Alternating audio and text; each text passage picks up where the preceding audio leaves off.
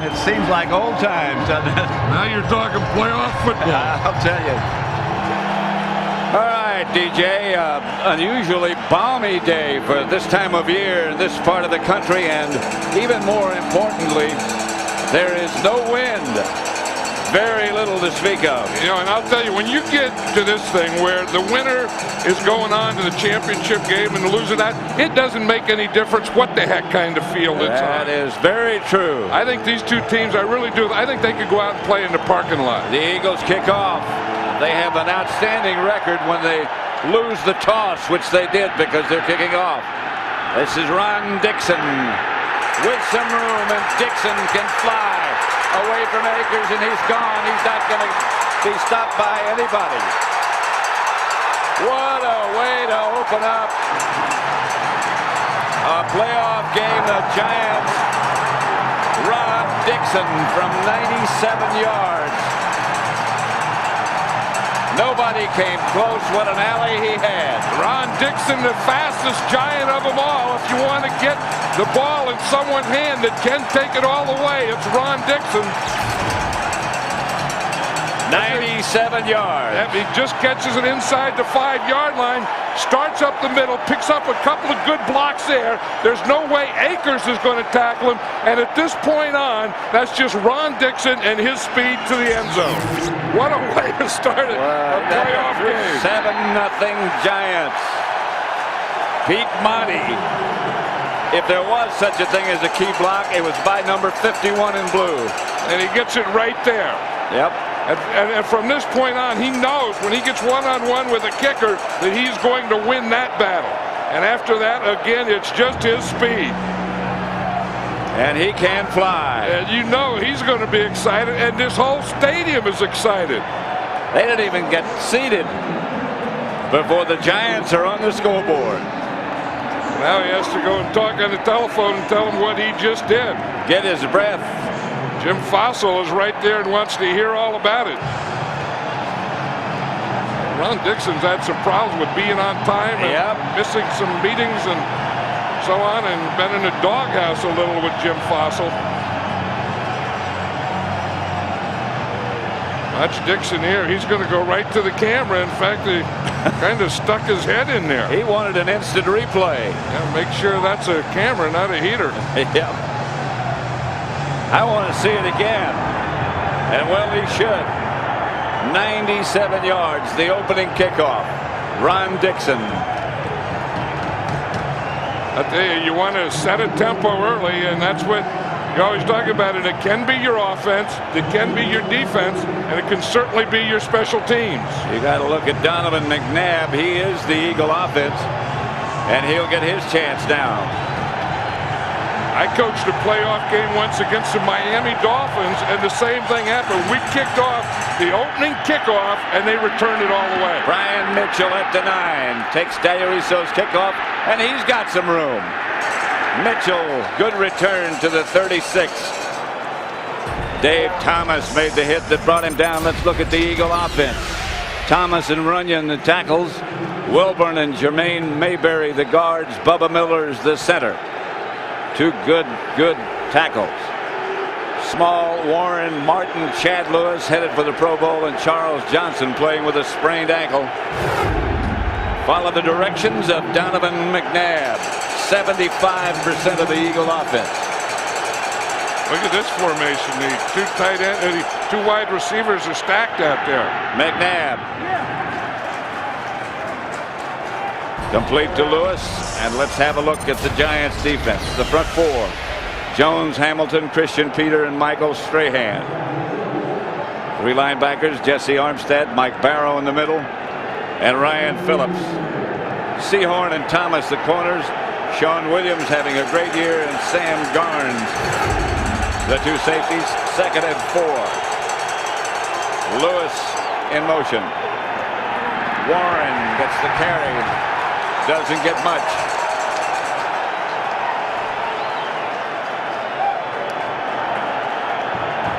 Hey, Sean Williams is really something to safety. He's like having an extra linebacker in there, but Keith Hamilton and Christian Peter, they play that middle, and you don't get any movement there. And then they have Mike Barrow right behind him. And it's really tough, especially early in the game when these guys are fired up. If you look at these two tackles here, Griffin is in there now along with Hamilton. They put Griffin in there for the scramble because he has the quickest. But those two guys really handle their guards and center. 3rd and 4. McNabb ducks. Trying to take off with it. Gets nothing done. Now, I was just talking about how Cornelius Griffin is number 97. And you watch him, he's going to spy. He starts here, and he's just going to wait right here. He's just spying Donovan McNabb. He's going to shadow him wherever he goes. And he was right there waiting for him. A job well done. As Jim Fossil said yesterday, the only defensive lineman we have that's capable of that is Griffith because of his speed. Landetta punts. Amani Toomer is back at the 18. Toomer tripped up at about the 23. New York style pizza. Very appetizing. They know how to do it yes, in New they York. do. I mean, it's funny how you can go some places and they can't make a pizza worth a darn, and just about any corner in New York you can find the best pizza in the world. First down, Giants. The pitch is back to Tiki Barber. Barber out of bounds. Let's have a look at the Giant offense. The offensive line has done an excellent job, sort of reconstructed. Dusty Ziegler's the center, Parker and Stone the guards, Pettigrew and Lomas Brown, the veteran, at tackle. Toomer, Barber, Camella, Howard Cross, the tight end, and Ike Hilliard.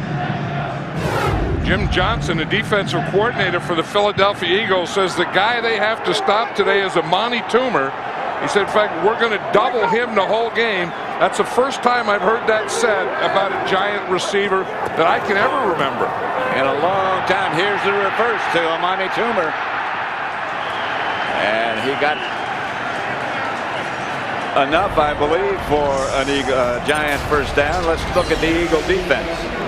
The front four: Douglas, Thomas, Simon, and Whiting. Gardner, Jeremiah Trotter headed for the Pro Bowl in middle, and Carlos Emmons. And the secondary, a good secondary: Taylor Dawkins, Moore, and Troy Vincent. There's Jim, there's Jim Johnson there, the defense coordinator we were talking about. And as you said, they are measuring that to see if Amani Toomer got the first down, and he did. Legendary sports announcer Marty Glickman passed away this week. He did Giant games for so many years. And they just observed a moment of silence here at Giant Stadium in his memory.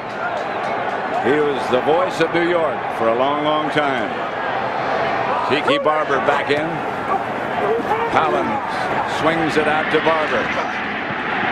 Barber gets away from the first tackler, out of bounds, no flags. There comes the flag. Barry Gardner knocked him out of bounds. And that's right on the Giant sideline, and they're going to let him know it. Gardner's there. He better get back off there and get in the huddle. Tiki Barber still has something. You know, the Eagles did say early in the week, in fact, it was Brian Mitchell who said it, that Tiki Barber has a broken left arm, and they're going to go after his left arm. Foul, unnecessary roughness by the defense. Number 52, 15-yard penalty, first down. Barry Gardner. Ed Hockley is the referee. And there's a quote from Brian Mitchell, which might have stirred things up a little during the week. Barber appears to be smiling a lot, but he's not always smiling. That's misleading. Well, you're going to see what happened here. You see he's on the sideline. Right now he goes out of bounds. Gardner really hit him late. Yeah, he hit him right on that arm. I mean, that's not football. There's no place for that any place. Joe Montgomery in the backfield for the Giants. Collins fake to him. Throws quickly to Hilliard. They get into Eagle territory at the 45. Heck of a play by Kerry Collins. It was a bootleg, and Brandon Whiting, the defensive end, was there waiting for him. Usually you try and fool that end and get him to come down and pursue so you can get around him. But watch as he goes out there. Brandon Whiting is going to be out. This is the the backside, this is away from the play where they're blocking on Hugh Douglas. They're always going to have a couple of guys on him. You see, I mean, that's when Lomas Brown is blocking Hugh Douglas, but he's going to have a friend with him every once in a while. Ron Dane is the deep back, and he gets the carry. And Dane is hit at the line of scrimmage by Jeremiah Trotter. No gain. Jeremiah Trotter's a heck of a middle linebacker. In fact, he's going to the Pro Bowl, and he really does a good job against the run. I mean, he controls that middle, takes on a block, gets off the block. And as you can see here, he leads the team in tackle. I like Jeremiah Trotter. I mean, he comes from Hooks, Texas. If you come from Hooks, Texas, I'll guarantee you, and you play middle linebacker in the NFL, you're tough. He grew up chopping wood.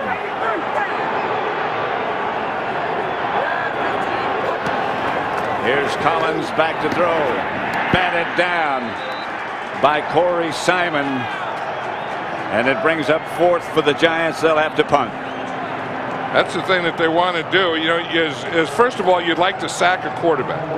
And then you would like to make him throw it before he's ready. Then the third thing is if you don't do any of the above two, then you just try and get in the lane that he's trying to throw it in. And that's what Corey Simon did. Brad Maynard back to punt for the Giants. Mitchell deep for Philadelphia. Maynard rockets it off his foot, and it bounds into the end zone. They'll bring it out to the 20. Back at Giants Stadium, Pat Summerall with John Madden. We're in the first quarter. The Giants return the opening kickoff for a touchdown, lead 7-0. One of the things we know about the Giants defense, Pat, is Jason Sehorn is always going to take Charles Johnson, but there's no one out here on this receiver. No. Oops, now they just came out. Sehorn moved out. The pass is caught, I think, by Charles Johnson, but it might have hit the ground. Incomplete. Yeah, that's one of the troubles you get once in a while in matching up, is you match up and he goes in the slot. Sehorn goes in the slot with him. Second down. And no one goes with the outside receiver. That was not what they had told us, and we saw him do in practice. Sehorn went with Johnson, but that time somebody had to come wide. Well, that's a problem. You know, I mean, you can get those matchups, but then someone else has to take care of the other matchups. You see the ball hit the ground there. 3 wide receivers, and now Mitchell goes back in motion. No running backs, and McNabb retreats and throws to Mitchell up near the 30. That's where Mitchell is such a good player. You know, he's a good special teams guy. He's a good kick returner, and he has been for so long a good receiver coming out of the backfield. Yep. Now the Eagles don't have a lot of running backs, so they have to. It's one of those things they call by committee. You know, Chris Warren is going to do some of it. Brian Mitchell will do some of it. Usually when Brian Mitchell is in there like now, it's a passing situation. Although this is 3rd and short. 3rd and very short. McNabb sprint right. Trying to get away. Doesn't. Throws and has to throw it away. It'll bring up a 4th down. Good defense. That kind of surprised me that the Eagles didn't substitute and get in some kind of short yardage package, because they were only 3rd and like inches on that play. Ryan Phillips applied the pressure, and Sean Landeta, who has 2 Super Bowl championship rings to his credit, but when he was playing and punting for the Giants. Amani Toomer back deep for the Giants. By himself. It's usually Tiki Barber, and because of that broken left arm and the cast on the left arm, he's not returning punts today. Landeta. Good kick. Toomer. Handled it cleanly. Back at Giants Stadium, 7-0 Giants. Ron Dixon's 97-yard kickoff return on the opening kickoff. The first playoff touchdown kick returned ever by a Giant. And that's how they lead 7-0. 1st and 10 Giants at their own 36. Empty backfield. Gary Collins back. Toomer. You know, the Eagles have good corners, and they're doubling Amani Toomer, and he still gets that slant. I mean, this is the thing that they run so well, where they just come up and they run inside, and he just does it on Bobby Taylor. The last game, that's what they did. The game before, that's what they did. So I was sure today that they would take away that slant to Amani Toomer. The first time they run it, boom, Toomer gets it. First down, Giants. Ron Dane is the running back. He gets the toss. Dane, nowhere to go. Yeah, Dane, if you can keep him going parallel to the line of scrimmage, and that's what defenses are doing to him now. They're getting penetration when he starts to one side, and they don't let him get his shoulder square. And he has to be a power guy. And if he has his shoulders perpendicular to the line of scrimmage, he's not going to make a yard. He's out, and Tiki Barber's in. Now, Tiki Barber has his shoulders anyway to the line of scrimmage, and with his quickness and speed, he can still make a play. He's the deep back on 2nd and 11. Collins gets the screen pass out to Greg Camella. Good play by Vincent. Tiki Barber, as we said, playing with a broken ulna in his left forearm. He has a fiberglass cast over it, plus padding, of course. You know, the funny thing about that is he broke that against Dallas, and he played against Jacksonville with nothing on it because he knew it was hurt, but he didn't want to miss the game so he wouldn't have an x-ray. After the Jacksonville game, he had an x-ray and found out he had the broken ulna. The last game of the regular season. Then they had to buy, and then this is the third thing he's had on that arm. He's had a cast, and he had some other thing on it yesterday, and today he has fiberglass. Collins to throw, batted down, this time by Brandon Whiting. And the Giants will have to punt. Yeah, that's the second time in this game that they've knocked down a third down pass. And you see right there, again, just get in that lane. And when you get a push, that time they got a push on Glenn Parker. You see Brandon Whiting get the push on him, and when he gets ready to throw, boom, just get your hand up there and knock it down. That's the second time they've done that to Kerry Collins on third down. Maynard back to punt. Brian Mitchell deep for Philadelphia. Mitchell is going to have to let it bounce. And it takes a bit of an eagle bounce. And the Giants down it. Now, I've never seen a sandwich. Could you eat a sandwich like that? Yeah, well, as a matter of fact, I did last week. You did? Yeah, I got one just like that. And you kind of have to break it back down again. You don't. Yeah, I mean, there's no one. Yeah, I mean, oh, you're a big mouth guy. You can get big. No, you can't get your mouth around that. But you kind of break it down, and then you get some more bread, and then you make a bunch of little sandwiches. I'm amazed you're still upright if you had one. It's still first down. Holy smoke. I didn't cut mine, though. Or they didn't cut mine. I mean, just took a bite out of it? Mine just came out in one piece. It wasn't like this. I mean, this guy's cutting it. His hands aren't big enough. My hands were big enough to handle it. Let's go after the game. I will say that my mouth wasn't. My hands were. Then they have a scale. I'm glad to hear that. What the heck do you have a scale for? Where do you think they weigh? McNabb back to throw. Had time, but no more. Mike Strahan. Yep, that's a big play for Michael Strahan. That's a big matchup today. John Runyon. You're going to see John Runyon attack here. Now Strahan comes into him, fights him, and then gets off him. You see him get in there, and then he gets him moving. I got him backwards. You see, that's what he wanted to do. He said about his fourth step, he said, sometimes you make a move on a guy on your first and second step. He said, you can't do that against John Runyon. He said, against John Runyon, you have to get his feet moving, then you make your move on him about your fourth step. That's what Michael Strahan just did. Exactly what he did. He got Runyon moving, and then he tossed him to his side. Watch Michael Strahan here, and we talk about his step. You see 1, 2, 3, 4. Now what he wants to do, you have to feel 1, 2, 3, 4, get him moving, get Runyon moving, then get that right arm inside as Runyon's left foot comes up. And then you go right to the inside. That was a perfect move by Michael Strahan to get Runyon moving and then take his right arm and keep him going that way. Got him up under the pads. That's Mitchell. Mike Barrow on the stop. You know, this whole crowd has white flags today. But watch this, Jesse Armstead right here. He hasn't flown. He took it out on the field with him, and all the fans here have the same type of thing. Jesse got one, brought it on the field to get the fans to start to do what they're doing right now.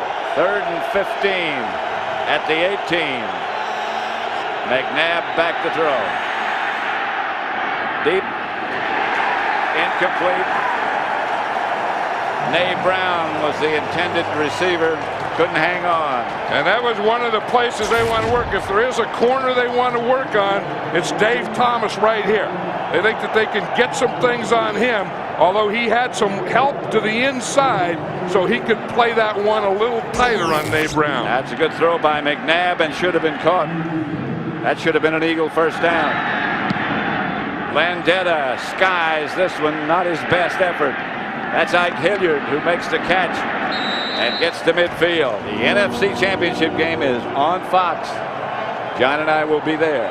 Yep, if the Giants win, the Minnesota Vikings come here. If the Eagles win, the Eagles go to Minnesota. Congratulations to Minnesota, Oakland, and Baltimore. This is Barber. Eagle pursuit is good, and they get him out of bounds. A couple of missed tackles, but the help was there. Let's look at the picture that what happened this weekend. Minnesota beat New Orleans 34-16. They'll play the winner of this game. Oakland shut out Miami 27-0. Baltimore beat Tennessee 24-10.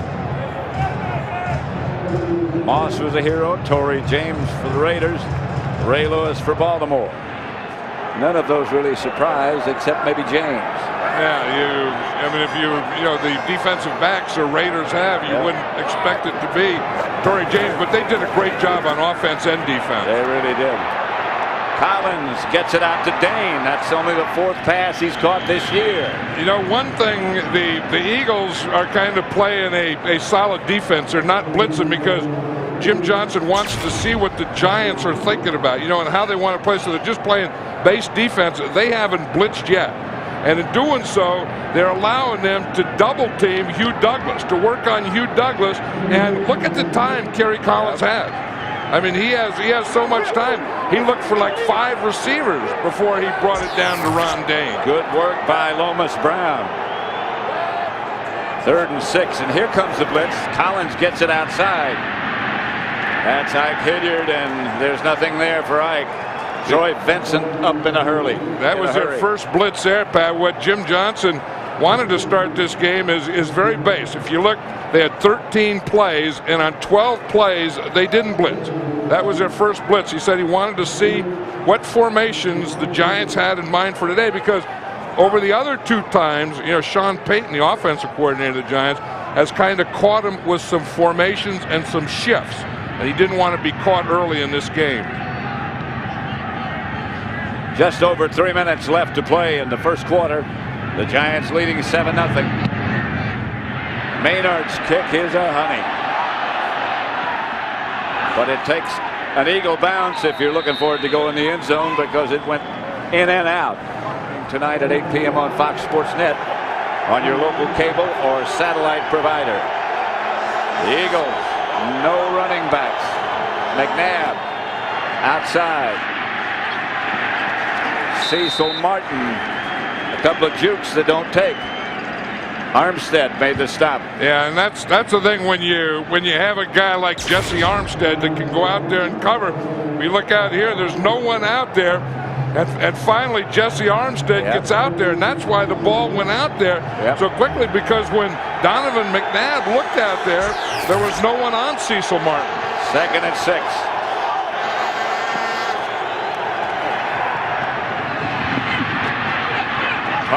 Small, and the Giants come up with the ball. Dave Thomas came out of there with it. Small had the first down.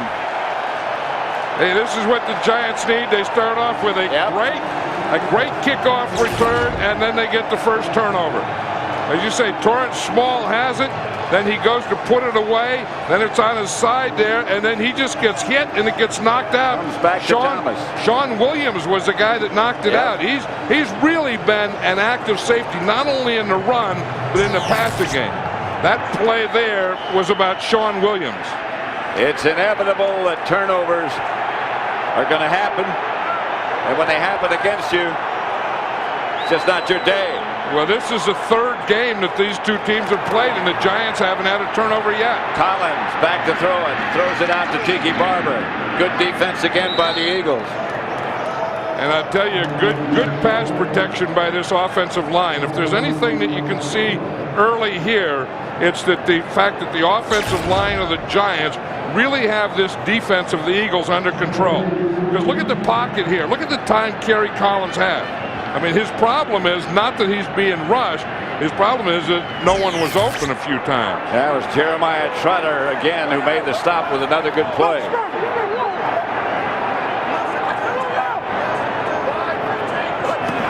Collins has Barber behind him. They fake the result. They throw the screen to Barber.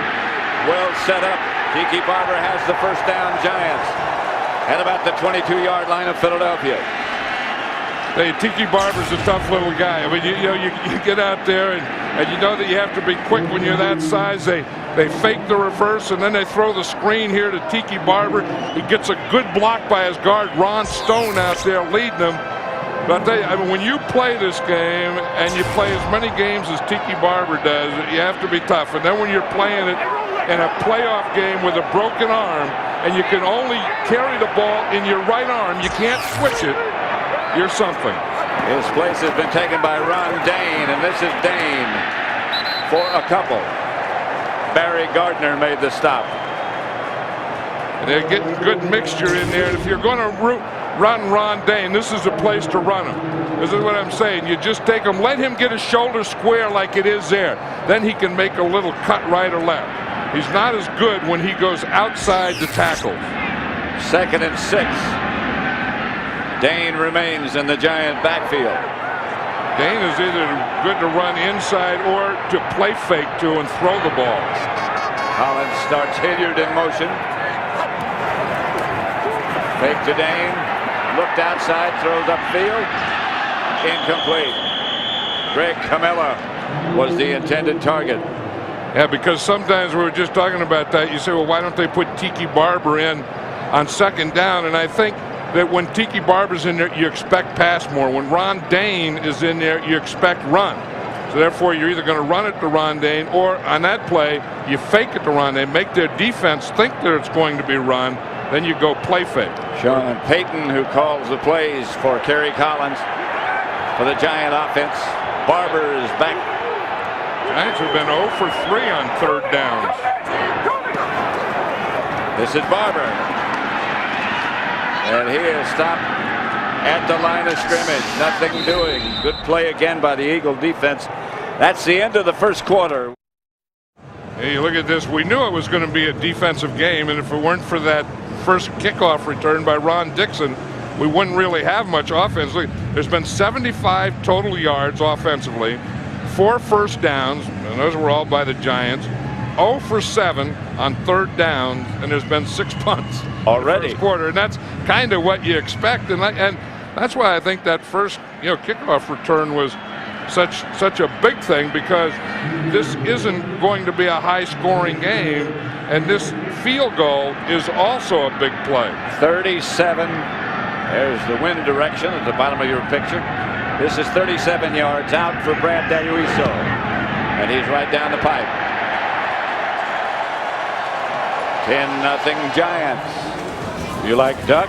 Yeah, well, that's the duck. You stick in the chicken, then you stick it in the turkey, and you fly to the moon. If you have enough power. You believe that the cow really did jump over the moon. Did you do anything else this week but eat? The Eagles, Brian Mitchell still going.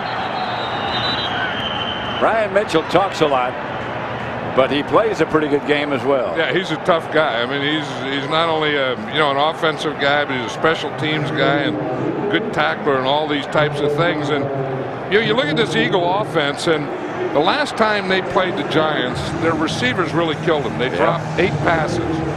Today, so far in the first quarter, they've already dropped 2 and fumbled 1. So the Eagle receivers have to start playing football if they're going to be in this game. Fake reverse. This is Chris Warren.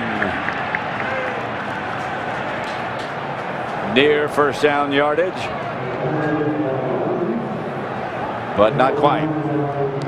Yeah, that's a place that's surprising that they go with Keith Hamilton, because we were talking to Andy Reid. He said the one guy on defense, there's probably more than one, but the guy that he's really concerned with is Keith Hamilton. He said that John Wilborn, who's the left guard, is going to have some help blocking Keith Hamilton. We just can't let him have his way all day.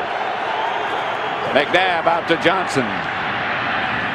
And Johnson gets an Eagle first down. Jason Sehorn forced him out of bounds. Isn't it something, we were talking to Andy Reid last night. He was talking about Charles Johnson and how he hurt his ankle last week and practiced this week and is going to play today. And he said something that surprised me. He said that Charles Johnson is the toughest guy on the Eagle team.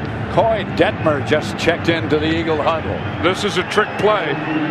Two quarterbacks. It's going to be to Detmer, and then then he's going to hand it to McNabb, and then he's going to throw it back to Detmer. McNabb will throw it if he has time, and he throws it away. I'll show you how it was supposed to look, but Jesse Armstead made a big play. You watch here. Here's Detmer, and here's Donovan McNabb. You see 10 is Detmer, 5 is McNabb. Now he's going to come in motion. He's going to hand him the ball, and he's supposed to stop and throw it back here. And you'll see what happened on that play. You see that they come off with it perfectly. Cedric Jones, right. It was a right end. You see, now Coy Detmer can't run, so it's Cedric Jones who saw that. And I don't know, that's not much of a coverage. No, it isn't. Cedric Jones didn't know what the heck is going on, but here's a guy with an eligible number. I'll take him. 2nd and 10. Here's McNabb looking, has a lot of time, and McNabb will take off and slide after he picked up only a couple. Yeah, that's what the Giants do so well, is that they just engulf everything. And again, we saw it earlier where Cornelius Griffin, number 97, was a spy, and we see it again where he's just waiting and comes in to make the play. 3rd and long for Philadelphia. They need 8. They're at the Giant 46. Here's Griffin right here. This is a situation that they like him in there because he can chase down McNabb. Mitchell. Close. Or whomever he throws it to. And that was Cornelius Griffin there. And because he's the guy that has the speed, they use him for these types of things. Here he gets a little rush, and now he comes down and he makes that tackle. This is a big play by Griffin. You're going to see him. See, Jason Sehorn misses the tackle right there. That's not much of a tackle. You got to wrap it up, and he's lucky that 97 Griffin was there to make the play and force the Eagles to have to punt. Landetta back to punt. Amani Toomer is deep. High kick by Landetta. They let it bounce, and it takes the Eagle bounce this time, and they down it at about the 3-yard line, and now there's a flag on the play. Gerard Cherry was down to down it. A late flag. I was talking to Sean Landetta before the game. It's going to be against the Eagles. Anytime you see an official with his hat off, that means that there was an infraction outside the field of play. Had to be on one of the gunners then. Right, if someone going out and then coming back in, you can go out as you're chasing the punt. You can go out, but you can't come in and be the first guy to touch the ball. Illegal touching by a member of the kicking team, number 25. Gerard Cherry. Out of bounds, came back in and was the first to touch the ball. It's a 5-yard penalty. Repeat 4th down. See, here it is. You see, Cherry can do this. He can get knocked out of bounds. Right there when he stepped on the line, he was out of bounds. Now he can come back in and make a play but he can't be the first guy to touch the ball. And Seahorn pushed him out of bounds. But regardless of that, he can't be the first guy to come in and touch the ball. Right, and then when the official saw that, he threw his hat there. That's not a penalty. He's just marking that he did go out of bounds, and he can't be the first guy to come in and touch the ball. And so Landeta will have to punt again.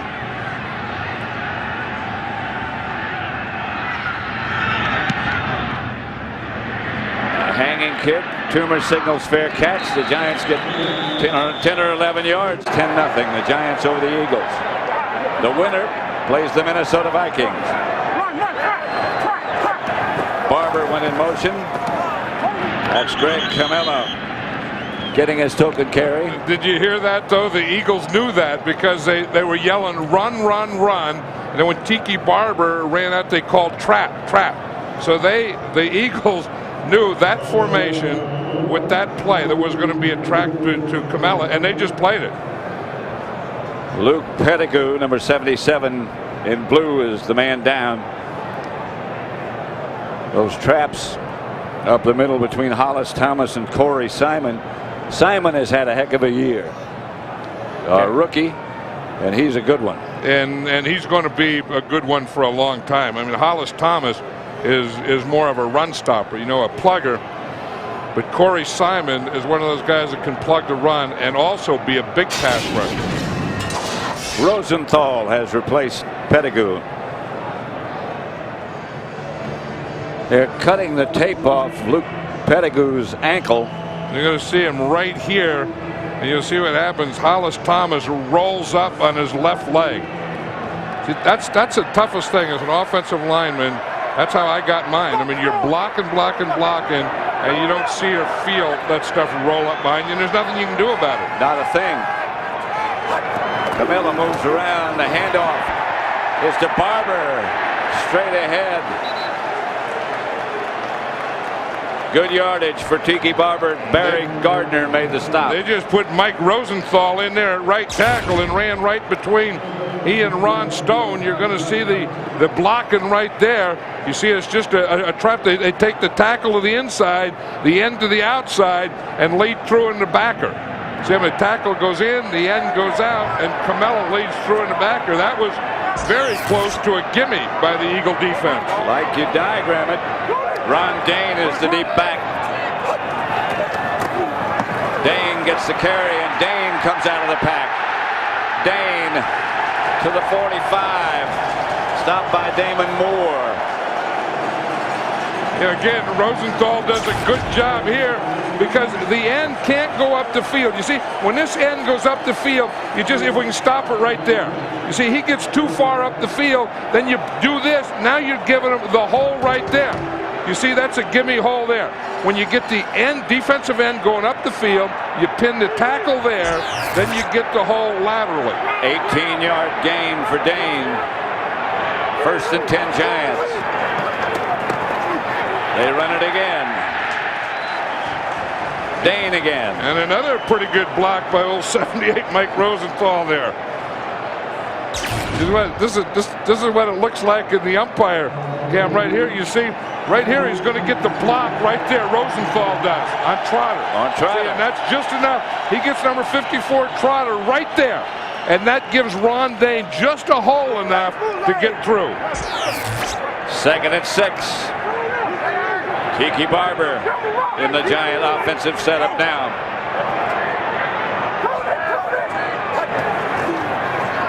The pitch back to Barber, looking for some place to go, found some room, but not much. Well, they didn't need that. I mean, they went to that fancy ball handling. That was some kind of counter thing that they tried to fake to the right and then pitch back to the left.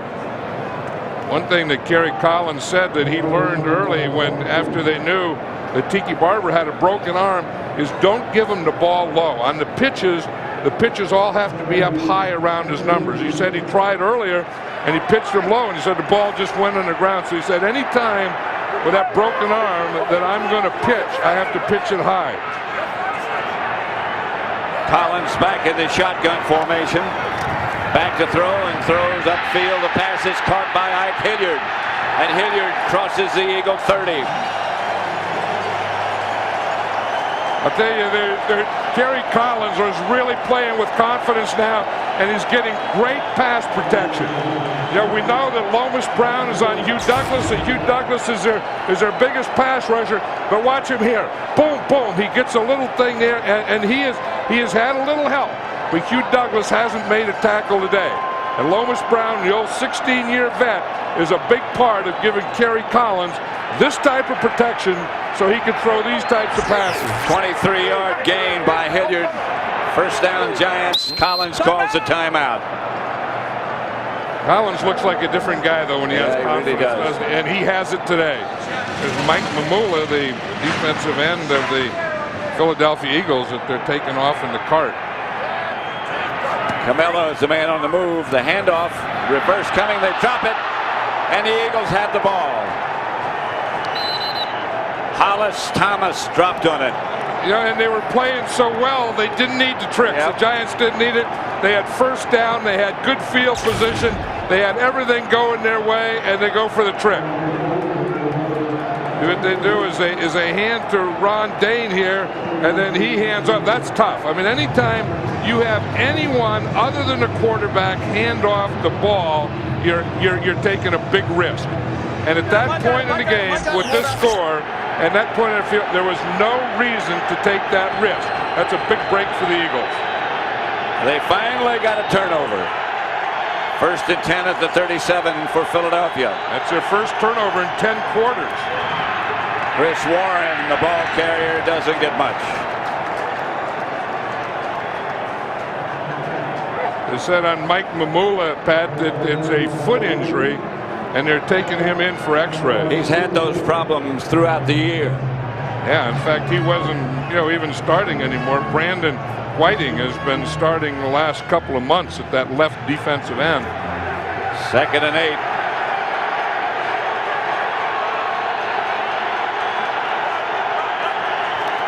Here's McNabb back to throw with time, throwing deep and overthrowing. That's probably a good thing to Todd Pinkston. Yeah, well covered. That's the receiver with the speed, and that's the guy that they're trying to get the big play to. And they have a couple of packages, and when they're, he's the guy, he's their Ron Dixon, that they sneak in there every once in a while and try and get a big play to. John Fox, defensive coordinator, I think he knows that. Yep. And they had double, so he really had to throw that one away. The Eagles 0 for 4 on third down conversions. And that's been the problem in the other game. There's a throw, incomplete. McNabb intended for Nate Brown. And Brown hadn't even turned around when the ball whistled by him. Yeah, that was he had pressure on him from his right side. He was trying to throw to his right side, so he saw the pressure. And he knew that he was either going to take a sack here or he had to throw the ball before he was ready. See, and that's what you try and do with pressure. You see, you come out there and you get the pressure and you try and sack him, but if you don't get the sack, the second thing is make him throw before he's ready to. Landetta has had a busy day. Toomer around 1 and out of bounds at the 30. And Toomer grabbed his knee on the way out. The Giants lead here 10-0. Here's Collins back to throw. Looking. Collins comes out. Slides wisely after he picked up a few. I'll tell you, they're really doing a job on Hugh Douglas. That time, Lomas Brown blocked him and then kind of laid on top of him so that Kerry Collins could get out there. That's Sean Payton calling the plays. That was one of the things they were worried about was Hugh Douglas. But when you have a guy like Lomas Brown, and he's been playing 16 years, he may get beat once or twice, but he's not going to let anyone embarrass him. He's got a few tricks. And he used them on that last play. Second down and long. This is Barber. And there's no place to go. He lost a couple. And they are not going to let Hugh Douglas have his way today, and they haven't. He's got to be careful he really doesn't get frustrated and say, I can't get there. Here comes an Eagle blitz. Collins has a man open, incomplete. Almost post. He threw it off his back foot. Ron Dixon had found some room. Al Harris. And he had it there. He just left it in the air too long. You're going to see that's what they try and do on Al Harris. You want to do a double move. Ron Dixon does it perfectly. Kerry Collins didn't get the ball out there. He just didn't have time. Yep. And that's very close to pass interference. Yes, it is. Al Harris, number 31, the third corner of the Eagles, wasn't looking back, wasn't looking at the ball. Ryan Mitchell back deep for the Eagles. Maynard to punt. This one he can do some work with. No, he can't. Good coverage by the Giants. Lyle West. If West doesn't make that tackle, that's going to be a big play. The Giants have kept the ball as they did in the other two meetings when they defeated the Eagles. And today, once again, they've controlled the clock. You know, in the first game, they were ahead 20-3 at half, and the second game was 14-0 at half for the Giants. McNabb looks backwards. Giants showing blitz. McNabb looks and throws. No flags. Torrance Small, the intended receiver. And that's who they're trying to work on. Anytime they're going to go deep, they're going to try and get it against Dave Thomas. Did you see on that last punt? Watch this, what happened to Brad Maynard. You can't just stand around and look. Not if you have not if you have the other color jersey on. No, and he was just standing there looking around, thought everything was nice day here in the Meadowlands. And then, boom, he got knocked right out of the picture. I learned that my first year. McNabb is going to take off and falls forward for a couple of yards, not much. Strahan tripped him up. I bet you kicked off and then you were watching the ball, weren't you? That's exactly right. Yep, that's what you get. I had Carl Weathers once, and he got a guy like that. You see, that's the lane that you can't give McNabb. But if you do give it to him, you better close it down quickly the way Michael Strahan did. Strahan's having a pretty good game today. Yes, he is. He's playing against a good tackle in John Runyon, but he's gotten pressure, and that's big, not letting McNabb get away on a run. 0 for 5 on third down. The Eagles, there's the ball loose. The Giants have it. Great play by Michael Strahan. A flag on the play. That was Strahan again. He bull rushed. Runyon weighs 330 pounds, and he bull rushed him. Cedric Jones recovered the fumble, but there's a penalty on the play. Indications are it might be against the Giants. There was no foul for defensive holding on the play, as the ball had already come loose. By rule, no foul. First down, Giants. First down, Giants. Now we can watch Michael Strahan and the job that he does. I mean, he's the guy, he puts his helmet right in McNabb's chest. But I'll tell you, before that, to get there, he ran right over John Runyon. This is going to be some play. Watch Michael Strahan here. This is an all-pro move here. Gets off on the ball, gets him, pushes him right back, knocks him over, runs over him, and then into McNabb and causes a fumble. That is a big time. If you're a defensive lineman, you live for these types of things. Cedric Jones wound up with the ball, but that was all Strahan. With Strahan, I mean, that's what you live for. That's why you lift them weights. That's why you go to those meetings. First and 10 at the Eagle 26. Barber inside the 20. We talked to Michael Strahan yesterday, and he said when you play against a guy like John Runyon, it's different. I mean, he's big and he's strong, and you have to set up your bull rush. In fact, he says he customizes his game to every offensive tackle he plays against. I'll tell you, the game that he customized for John Runyon today is pretty doggone good. Pretty effective. Outstanding day for Strahan. Barber got 6. Dane has replaced him. Second and 4. Straight ahead is Dane. First down. Yeah, at some point, you have to listen to Jim Fossil's promises. He was do. talking earlier in the week, and Ron Dane had kind of been in a slump, and He says Ron Dayne's going to come out of a slump and run better, and he's sure starting to do it in the first half of this game, but you have to give him runs like this. You see where he can come in, square those shoulders like that, and just run through a gap. Not run with the shoulders perpendicular. Run through arm tackles. He can do that. 1st and 10. That's Barber. Ball's loose. Barber had the ball knocked loose. The Eagles are saying we got it. That's the second time they do. The Giants get good field position. They get down here, and then they have a fumble. Recovered by Damon Moore. This is the thing that Tiki Barber was worried about. He can only carry the ball in one hand, right, and it has to be in his right hand. Then he got it knocked out of there by Damon Moore, who also made the recovery. That was a heck of a play. Yeah. I think that's one thing when you have a cast in your arm and you're a skill position guy, that they're going to go for that arm and go. I mean, they go for the ball all the time anyway. But I think there's a little added incentive when you have that cast there. 2:49 left to play in the first half. The Eagles escape. McNabb fires outside, complete to Johnson.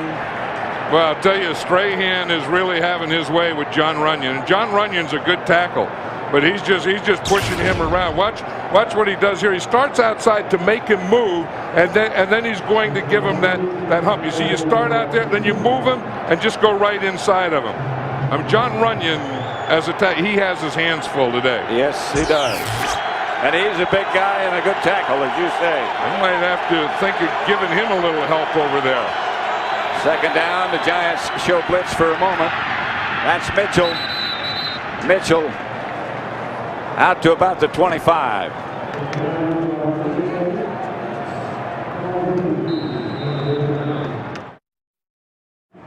(10-0) the Giants over the Eagles. As we look at a clouded shot of the moon. Yeah. Clouds moving in under the moon. That's logical. If you have the reverse of that, we're upside down. Yeah. We're on top of that sandwich. Here's McNabb. This time he has time. And he throws it away. That's the first time this afternoon that he's had any kind of time to throw.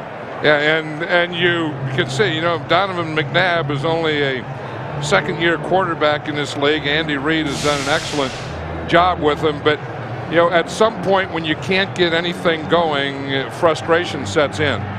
And the biggest thing to stop that frustration is a little success, but I think the fact that they're only down by 10 still gives them a little hope. They haven't been able to do anything, and they're only down by 10 points. McNabb throws.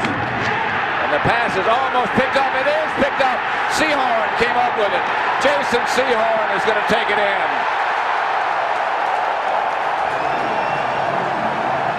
He missed his first effort and came up with a bounce.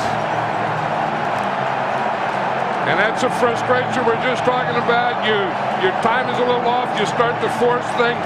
Great coverage by Jason Sehorn. He's the athlete in that secondary. And he's the guy that you think they're going to throw to is the guy you want Jason Sehorn on. Just going to see him out here, and he just gets the jump right there. He was back, he waited, and then he saw that ball and got the jump on it. That was quite a catch. Yeah, it really was.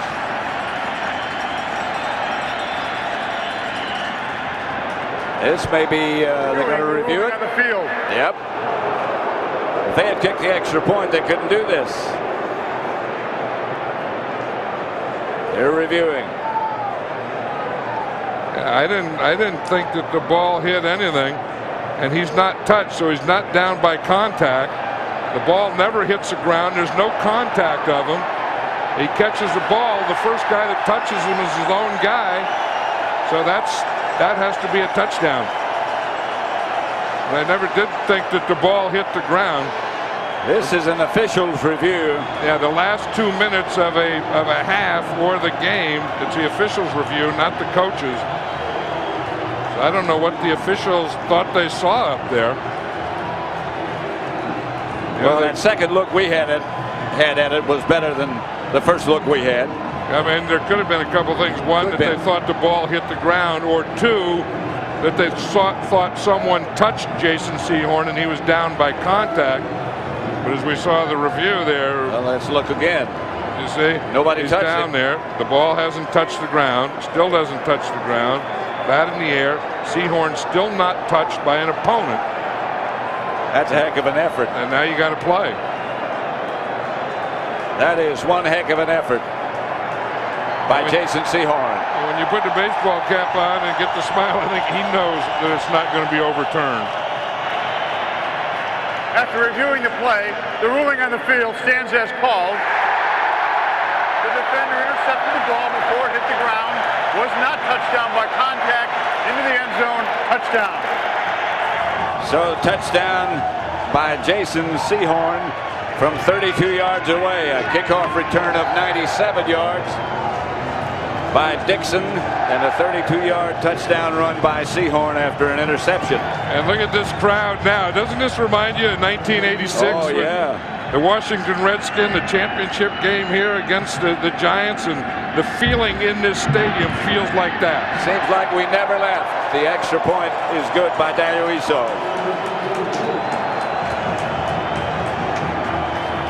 And we talked about Donovan McNabb, getting frustrated. You can see that Hamilton knocked him down, and he saw that, and he tried to get over there, but he just didn't have any angle.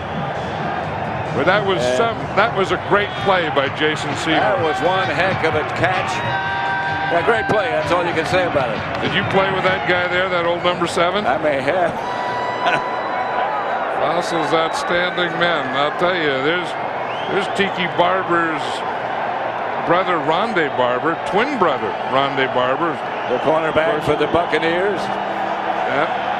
I think he's either talking to himself or talking to someone on the phone. Yeah. They got these cell phones, and everyone, no matter where you go, people are talking on phone.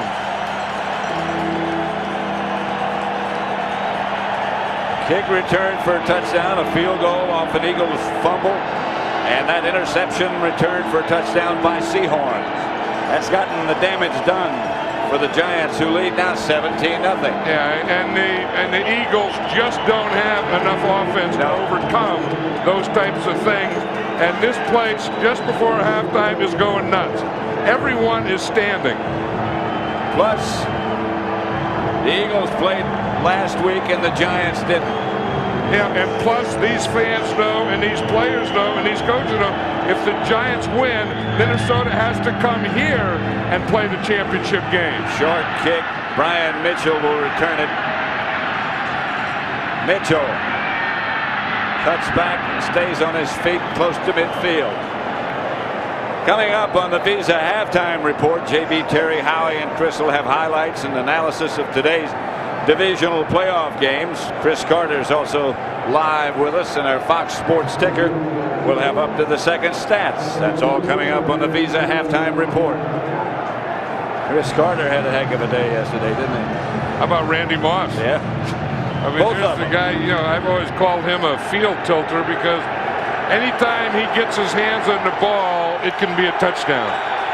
And it was yesterday. Here's McNabb. Hands off to Mitchell.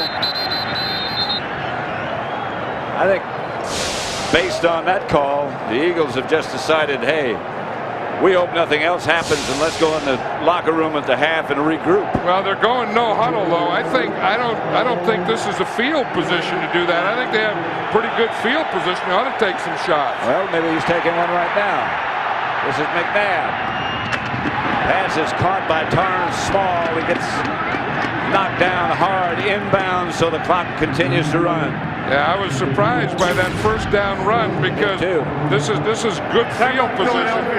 That's their second. Look at what Michael Strahan's doing now. He just keeps going. I mean, he's putting unbearable pressure on Donovan McNabb in his first half, and he's done it different ways. Runyon just has to dread lining up on a play when he sees him over there, because he's just dominated two teams in the first two meetings. And neither one of these offenses are good enough to give turnovers and come back and win. McNabb. Johnson out of bounds at about the 13-14-yard line. This is a good thing for the Philadelphia Eagles because they didn't have any confidence. They were starting to get a little frustrated. And if they get a score here, they can go into that locker room with a little confidence. Because I don't think they had a lot coming into this game. They didn't. And they haven't gotten any in this first half until right now. Well, they should get at least 3 out of this. 52 seconds left. They have 1 timeout remaining. 1st and 10 at the Giant 13. They really haven't been in this end of the field. Here comes the Giant blitz. McNabb throws again. Outside the 10, about the 11. Johnson makes the reception. He takes the last timeout. And because he threw to the inside, that's a problem with throwing to the inside and only having 1 timeout. If you complete it, you have to take your timeout. Situation like this is when McNabb is really dangerous. Well, he has 2 downs here. He has the 2nd and 3rd down before they have to go for a field goal. With no timeouts, you can't throw the ball short of the end zone. So I think the plays have to be you can't run it now, and you have to throw it, and you have to throw it to the sideline or into the end zone. And if he does choose to run it, he's got to get into the end zone. This is the last timeout. Although they can get a 1st down. I mean, he could run it for a 1st down, get up there and spike the ball and do those types of things, but that's not the odds play. I mean, the odds are that you have to throw 2 into the end zone. Or if you complete that first one, then you kick an extra point. Yeah, that's very true. And there's still time left on the clock. Hamilton. Christian Peter. Strahan. They've all done a wonderful job for the Giants in the first half. McNabb, incomplete, almost picked off. Yeah, that's a bad call, a bad throw. You don't want to do that. I mean, that was, throwing into the middle on the 5-yard line. Those are things that you don't want to do. If now you say, they're down to 1 down. Yeah, and now you have to throw this in the end zone. I mean, they had 2 guys in the end zone, but he has to throw it there. And what you do is you just put a guy at that 2nd pylon, and you throw it to that 2nd pylon in the back of the end zone. The fade. Right, and either your guy catches it or it goes out of bounds. 3rd and 7.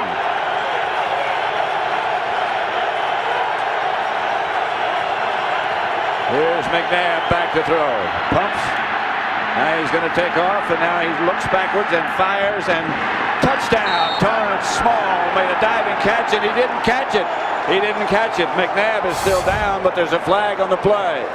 And the official said no. He started. It looked like he caught it. The official was right there on top and said that he didn't catch it. I think McNabb, what the signal is here, that he went over the line of scrimmage before he threw the ball.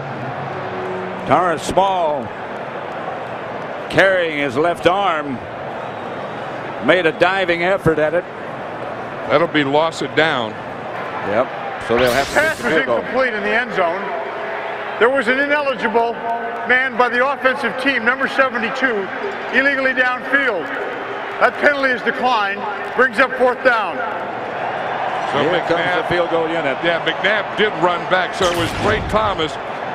It's the left tackle. You see, but you're protecting, and then now you think he's running, so he goes up.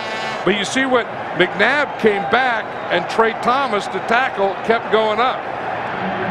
But again, we see Torrance Small here. He fell down. In fact, I think he may have hurt himself when he fell down. Yeah, he did. He landed on his left shoulder. Akers for the field goal.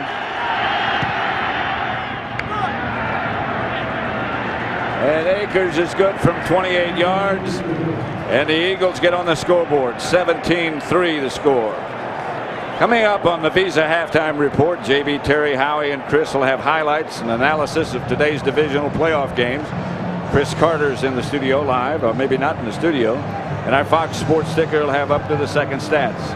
That's all coming up on the Visa Halftime Report. Hey, did you see that halftime when Chris Collinsworth, in the pregame, when Chris Collinsworth was with Michael Strahan? Michael Strahan scared the heck out of him, and then he continued that and did the same thing, I think, to John Runyon. I mean, he took that attitude that he gave to Chris Collinsworth.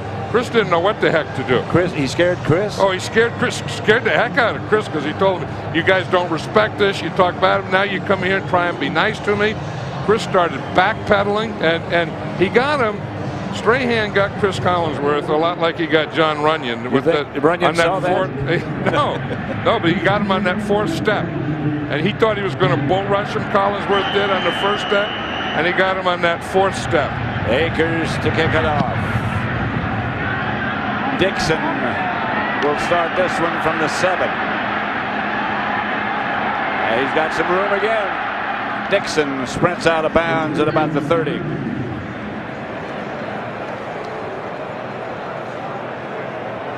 Remember that Jason Sehorn, this one, he keeps all the stuff together. Right. I mean, nothing falls off. His pants come down a little. But didn't fall off. No, but they didn't fall off. There was a string in there that holds those pants, the zipper together. 17-3 at the half as the teams head for the locker room.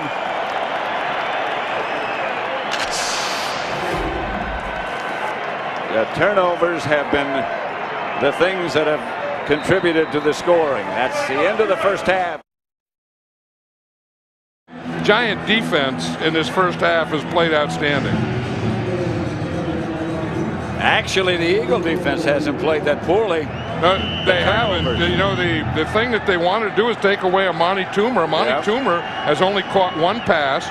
And the thing they haven't done, though, the Eagles are a big blitzing team, and they've only blitzed a couple times in that first half. Diuiso's kickoff fielded by Mitchell at the 11. Mitchell down at about the 27. McNabb's passing chart in the first half. Well, you can see that the complete ones are the gold ones, the incomplete are red, and the interceptions are blue.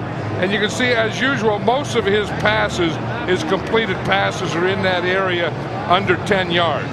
And he had only one play, only one completion over 20 yards. So the thing that does, and that's the way the Eagles pass, though, is that tends to bunch up the defense on you. You don't stretch that defense, and they tend to get tighter and tighter to the line of scrimmage. McNabb pitches back to Warren. Chris Warren. And Warren might get a yard. That's all. Ryan Phillips up to make the stop. And the Giants have put a lot of pressure on McNabb. We know a lot of it is out here, and that's Michael Strahan. Sacked once, hit 3 times, hurried 4 times. Inside 1, 1, and 2. He hasn't been sacked from the 2 tackles in those holes. He's been hit 2 times, and he hasn't had much from the defensive right side of the Giants. You can see most of the pressure has really come from the left side or from Michael Strahan. A quick throw is almost picked off. Pressure from Strahan again, and a blitz from the other side. Almost picked off by Strahan. Yep. That was a zone blitz, and Strahan back there. Watch Mike Barrow. He comes in there. He takes a shot by Runyon. He knocks Runyon down. He knocks Runyon down. But on that play, on that last play, it was a zone blitz, and Michael Strahan, instead of rushing the passer, he dropped back like a linebacker and almost intercepted the pass.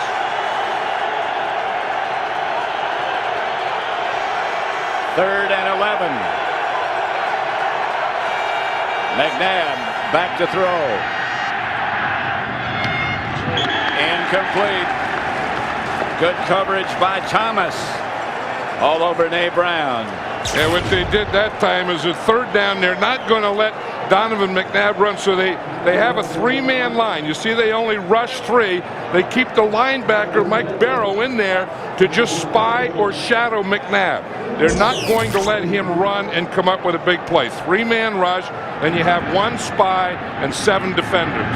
Good job by the Giant defense. This is a good punt by Landella. Toomer back to field it. Looking for room. Enough speed to get around the corner. This is what you have to do when you have mud on that field, is you have to get a brush and get the mud out of the cleats. Here's Collins back in the pocket, and he's got a lot of room. Slides right at midfield. Yeah, he ran that one, but let's look at his passing chart here. You see again, most of his stuff is under 15 yards because he also has only completed one over 20 yards. But the Giants have been a little more successful in that they've been able to get a little running going and a little mixture going. Again, you can see his incompletes are also the short ones. And the Giants also, with their passing game, really don't stretch the defense. And as I said, the Eagles wanted to take away Amani Toomer. He's only caught one pass. 2nd and 1. The handoff is straight ahead to Tiki Barber. 1st down, Giants. Yeah, that's the thing with Tiki Barber. You always think that he's going to be a pass receiver and he's going to be an outside runner, but you get a guy like that, and you look at how tough he is to see in there. Yep. I mean, if you're a defender and you got a blocker on you and a little 21 down low behind, you can see the blocker, the big blue jersey in front of you, but you can't see that little one behind him. He's kind of short, but he is stocky. And then he's short, and then he runs low, so Yep. now he's shorter. Howard Cross is the man on the move. That's Barber again, and let's take you down right now to DJ Johnson. Hey guys, Jim Fossil said his defense has given them great field position all day, and that's very important because the Eagles themselves have a great defense and it's hard to drive the length of the field. He said on offense, they've moved the ball pretty well. They haven't done a good job of getting the ball in the end zone. Now, Andy Reid said his team needs to establish offense, and he says any kind of offense, whether it's run or pass, they have to do something to keep their defense off the field. Back up to you, Pat. There's the guy. Excuse me. No, I was just going to say they have to have some success on 3rd down. They can't convert 3rd down. Here is Collins again, and he takes off and runs across the 40, about the 38. That'll bring up a 3rd down. Gary Collins thinks he's the other number 5. Yep. Both quarterbacks number 5. Well, the thing is they're giving them lanes now. You know, they haven't been able to get a lot of pressure on them, and they didn't blitz. And I think that's one of the tough things with Hugh Douglas is he's having to rush without a blitz, so they're able to double team him and get a little help on him. And he really, I mean, he's their big guy, but he really hasn't been a factor thus far in the game. 3rd and 6. Here comes an Eagle blitz. Collins got rid of it early. Intended for Toomer, incomplete. Toomer still has only caught one pass. We watched Hugh Douglas on that play, and that's what a zone blitz is. You see where the end drops out. You see him, he draws a block, then he drops out, and he becomes a linebacker, and then you blitz your linebacker, and you can still play zone defense. That's something the Eagles didn't do much in the first half. Blitz for pressure. Now they got to do something. They have to blitz for pressure and hope for turnovers. Maynard line drive punt. And he lines it out of bounds. Let's see where. At the 13-yard line. The NFC Championship game, don't forget, is on Fox. Here's McNabb. From behind, he slides. He might. You know, it's interesting that Michael Strahan isn't in there. Cornelius Griffin, that we saw play earlier, mostly as a tackle and a spy, is now playing left end for Strahan. There's Strahan on the sideline. And then they have Christian Peter in there and Keith Hamilton. So, in essence, they're playing with 3 defensive tackles, and maybe that's to stop the run to keep them down here, or to give Strahan a break. But when you got a guy who's hot like Michael Strahan, I have no idea why you would take him out now. Here's McNabb back to throw. Fires hard at Chris Warren, who makes the catch, but not many yardage. Jesse Armstead made the stop. I think Michael Strahan is just waiting for 3rd down. We see him coming in, and this is a reason that you don't take him out. I mean, this is what he's done so far. I mean, he's put the pressure on McNabb. He's contained him. He's just caused fumble. I mean, he's raised a heck of a lot of havoc in this game. He just run over John Runyon at one time. Strahan is back now. Yeah, maybe he just wanted to play the third and long. So what he's can rush the passer, 3rd and 8. Philadelphia's 0 for 8 in 3rd down. Here comes the giant blitz. And McNabb is down, taken down by the spy, Cornelius Griffin. Cornelius Griffin has done a heck of a job at spying. He really has. Because we knew that, Jim Fossil told us that he's the only guy in the defensive line that can do it. So he's going to be the guy. You see, he gets a rush and then backs out, and then he's the spy. Now, being a spy and being that big, then you have to be able to make the tackle too. It's one thing to say, I'm going to spy him, I'm going to shadow him, I'm going to plaster him, but I got to tackle him in the open field. Another kick and a good one by Landeta. Chases Toomer back to about the 38. Fumble! The Giants, I think, got it, maybe not. The Eagles are saying we got it. Of course they would. 2 officials lost their hats. We got the umpire cam in there. Well, this is a skirmish. You're talking playoff football. You're talking loser goes home, winner goes on. They signal Eagles. Thomason down there. He didn't have it though. Reese. Who comes out with it?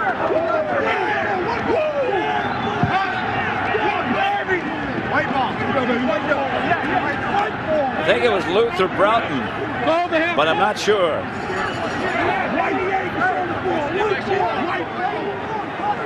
Mike Bartram comes out of the pile with it.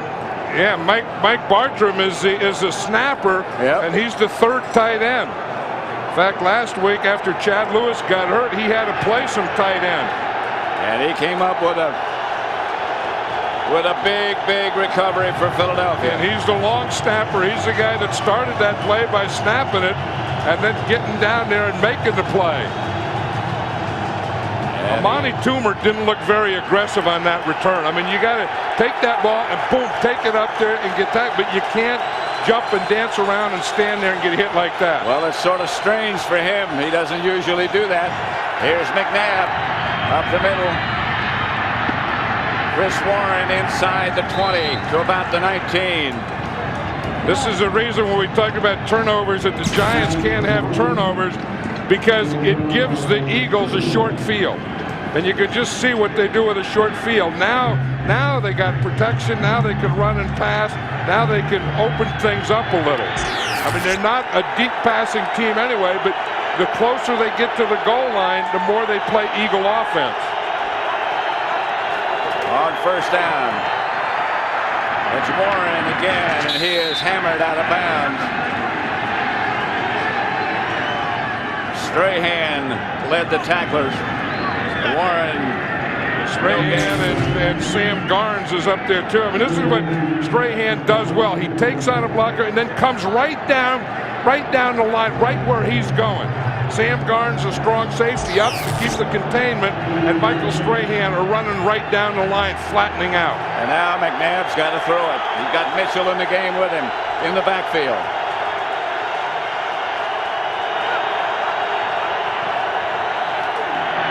Time up the middle to about the 13. Caught by Chad Lewis, who had become his favorite target, but they've shut him down pretty well today. Well, Chad Lewis was injured last week. Remember, he got a stinger. Yep. And that's why you saw, remember, Jeff Thomason? I think we're a little close for Jeff Thomason. He's caught like 11 passes for the Eagles this year, 6 of them for touchdowns. 3rd and 3. 0 for 9 on 3rd down for the day for Philadelphia. Johnson's the man in motion. McNabb fakes. A lot of time to look. Throws a grounder. 0 for 10.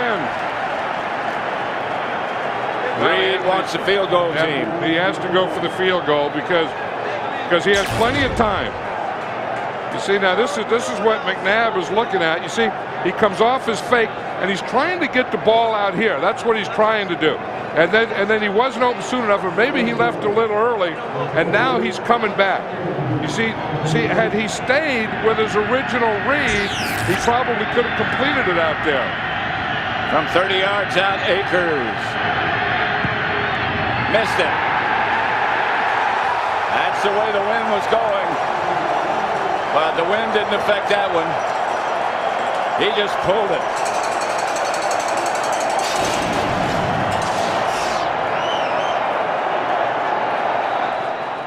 Back at Giants Stadium, Pat Summerall, John Madden, 17-3. The Giants lead, have the ball at their own 20. Ron Dane is the deep back.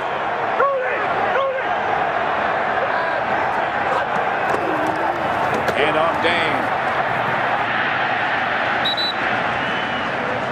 About 5. Part of the Giants' plan today is be able to run the ball, and I think that's helped keep this defensive pressure down. Look, Kerry Collins has not been sacked from anywhere. No sack. He's been hit 3 times, but that's all in the middle, and he's been hurried like 5 times, 6 times. But look here, here's the big thing. He has no sacks, no hits, no hurries from the defensive right side or his left side where Lomas Brown's protected. 2nd and 5. That's Dane again, and he got a first down. Jim Fossil's really looking good now. We talked about earlier how he said, you know, I guarantee we'll be in the playoffs. And then this week he kind of said the same thing about Ron Dane. He said Ron Dane is going to play more. Ron Dane is going to be effective, and he is going to be a big asset for us in these playoffs. That clock keeps running. We saw Ron Dane yesterday at the donut trough. We did. Eating donuts. He wasn't by himself. He has to buy the donuts. Here he is again. Is Dane to the 35. Well, Dane's getting a little action in there. He's getting the feel of this game. And when you're going to fight like that and run like that, you need a little donut on Saturday. But they have a rule, the Giants, that the #1 draft choice has to buy the donuts on Saturday. You can look, you see touches versus the Eagles, 21 for Dane, 14 for Tiki Barber the first time, 26 for Dane, 18 for Tiki Barber, and then 11 for Dane, 13 for Tiki Barber. So Ron Dane against the Eagles has been a pretty big part of their plan. Collins throws too high. Amani Toomer, the intended receiver. Monty Toomer still only caught 1 pass. That was the thing when Jim Johnson, and we were talking about that last. I think that's the first time I remember doing Giants games when a defensive coordinator was worried about a wide receiver, said he had to take someone away. Since maybe a Homer Jones. Yeah, we've been together 20 years ago. That was before Homer Jones was before that. But I've never heard anyone, and that's what I've always thought the Giants lacked. Collins takes a timeout. Fine dining. Yeah, they either need a little less food or a little more table there. I'm glad they don't have one of those sandwiches we saw earlier. Yeah, you don't go to a place like that for a sandwich like that. A place like that, you have to figure out which utensil you use. Here's Collins, chased and throws it away. And the Giants are going to have to punt. Corey Simon put the pressure on Collins. You know, Michael Strahan never sits down. Yeah. He says that's one thing that other guys do. He said they go sit in the heaters and anything. That's a mistake. That you get warm and you get cold. You get warm and cold. And the other thing, you kind of sit down, you cramp up and stuff. During a game, Michael Strahan never sits. I remember when George Foreman was fighting, and he would never sit between rounds because he didn't want to use the energy to get up off the stool. High kick by Maynard. Bounces kind of sideways and now rolls down inside the Eagle 30. 17-3 the Giants over the Eagles. 4:40 left in the third. McNabb back to throw. Screen pass. Mitchell. Mitchell out of bounds. Jason Sehorn took him out. Yeah, you look at Jason Sehorn, and they've thrown at him 3 times. They've completed 2. for 10 yards, and he has one interception, and that was a touchdown. I'll tell you, but I think the other corner, too, I think Dave Thomas is playing well because the Eagles came in with their game plan. It was to go after Dave Thomas. I think every time they've done Dave Thomas has shut him down. Pass caught by Nate Brown, who got up and ran. Dave Thomas was not playing on that play. Now that was Emmanuel McDaniel was in there. In fact, and he wasn't touched. He didn't touch him. He catches the ball. McDaniel doesn't touch him. The Eagles, no huddle, hurrying up. There's no one out on that far receiver. They better take a timeout. Yep. There was no one out here. They're in a form and nickel, and as you said, Dave Thomas wasn't there. Now Thomas comes in. Yeah, that was a strange thing. They say now it's a challenge. Yep. They're going to challenge that last play. But look what here. If they would have just got up there and just snapped that ball, there's no one looking. There's no one out here. And he looked out there and just thrown the ball. It would have been a touchdown. The Giants are challenging the ruling on the field that the pass was completed. Dave Thomas had leg cramps. This is a Giant challenge. The ball is right at midfield. Here's the challenge. Yeah, he caught it. Yep. He caught it. It wasn't touchdown. See, I mean, that could be, you could challenge the two things. One, did he catch it? And two, was he down by contact? Nope. He caught it. And he wasn't down by contact. Now he has it and gets up and runs with it. So I don't think there's anything there. Jim Fossil hasn't had a real good record as far as the challenges. No, I don't think he's going to win this one. And he even has, in addition to his staff up in the booth, he also has two officials up there to help him. Now, he was touched, but before the ball got there, I think.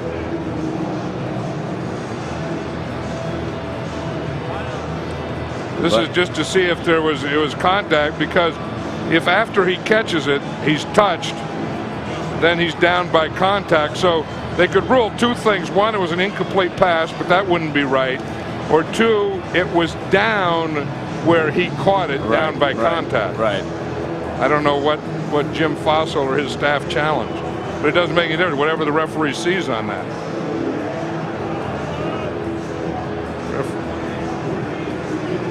Well, he was touched, but he's not down as a result of contact.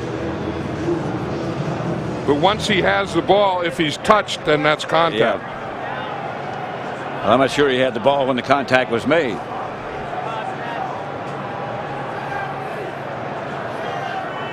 Well, we'll have an answer in just a second. Ed Hockley. The referee, this is the playoffs, so they have all-star crews. This isn't his regular crew. After reviewing the play, the pass was complete. However, the receiver was touched down by contact after catching the ball. Therefore, the ball will be placed on the 42.5-yard line. The clock should be reset to 4 minutes, and it will be second down. There is no timeout charge to the Giants. Yeah, I agree with that. Yep, I mean, I agree that he caught the ball, and I agree that he was touched after he got the ball. So that challenge did work. So they get the completion, but they only get it to the point of the completion.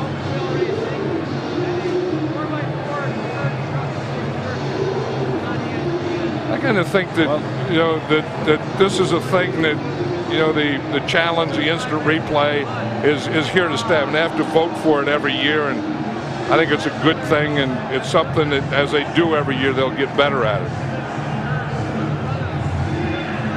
Well, the scoreboard says third down. On the sideline, it says second down.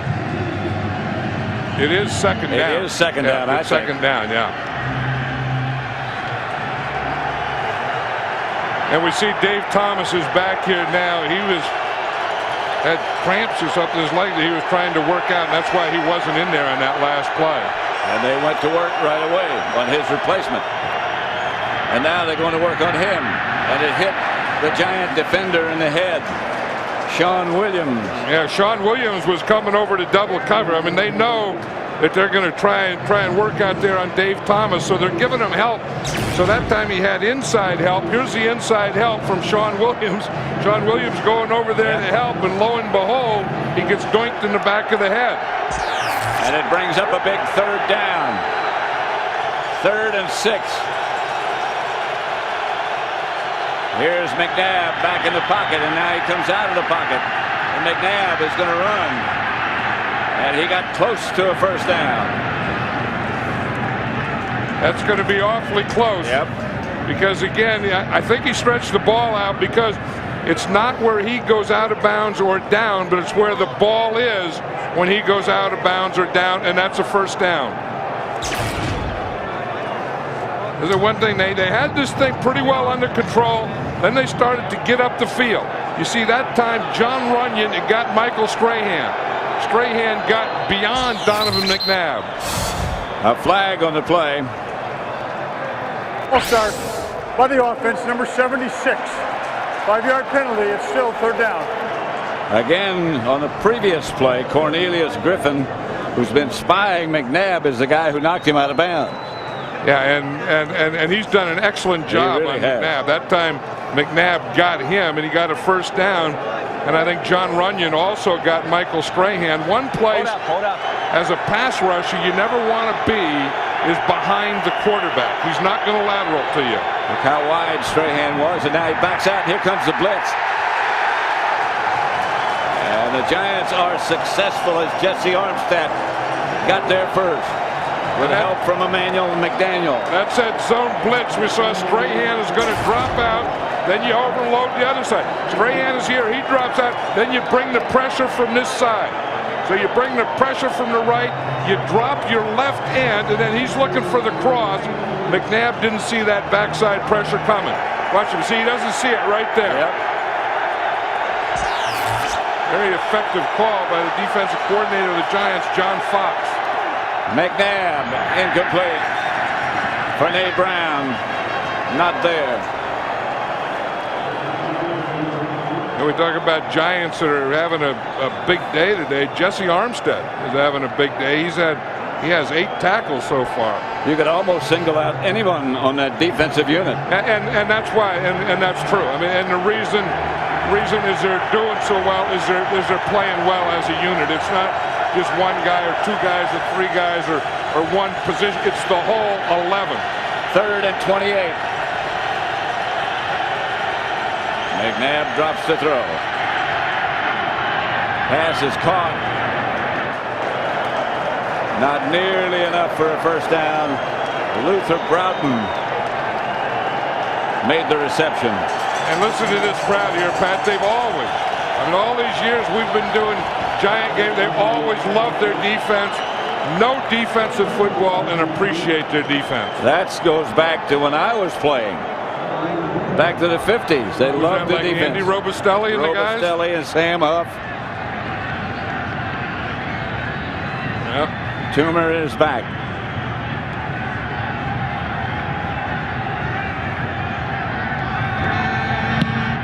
Landetta gets off a dandy. Toomer lets it hop. And it's going to roll dead at about the Giant 3. Well, that was a great punt by Sean Landetta. Toomer had the old rule, you stand on the 10-yard line. If it goes over your head, you let it go. Today's game is being produced by Bob Stenner, directed by Sandy Grossman. The associate director is Mike Roig. The broadcast associates are Charles McDonnell and Wayne Wilson. Technical producer is Bob Muller. Technical director is Joe Abenda. The audio supervisor is Fred Aldous. Pre-game show was produced by Scott Ackerson. Directed by Bob Levy. The associate director is Jennifer Love. And the senior producer is Bill Brown. The executive producers of Fox Sports, Ed Gorin and David Hill.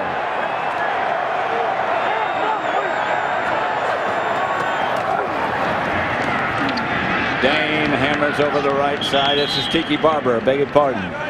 You know, that's one thing about that, you know, thunder and lightning and using both of them is Dane will go outside and Tiki Barber will go inside. You know what they're doing over there? They're going to give Dave Thomas an IV.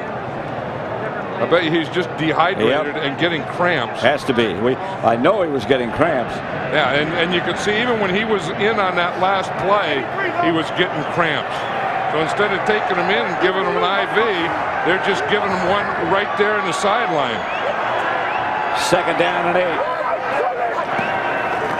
Collins drops the throw. Throws up the middle, complete. Pete Mitchell, a tight end, makes the reception. There's the struggle for the ball. There's old Glenn Parker. The old guard, he hurt his knee just a few weeks ago. Had it scoped and only missed one game. Told me before the game that he could have played the next week, not missed any games. He's Parker right there. He's a left guard, and we see it from here. I'll tell you that Gary Collins is so strong that he can have guys hanging on him and still make a throw like that. Well, Collins is a big guy. He's about 6'5" and 230.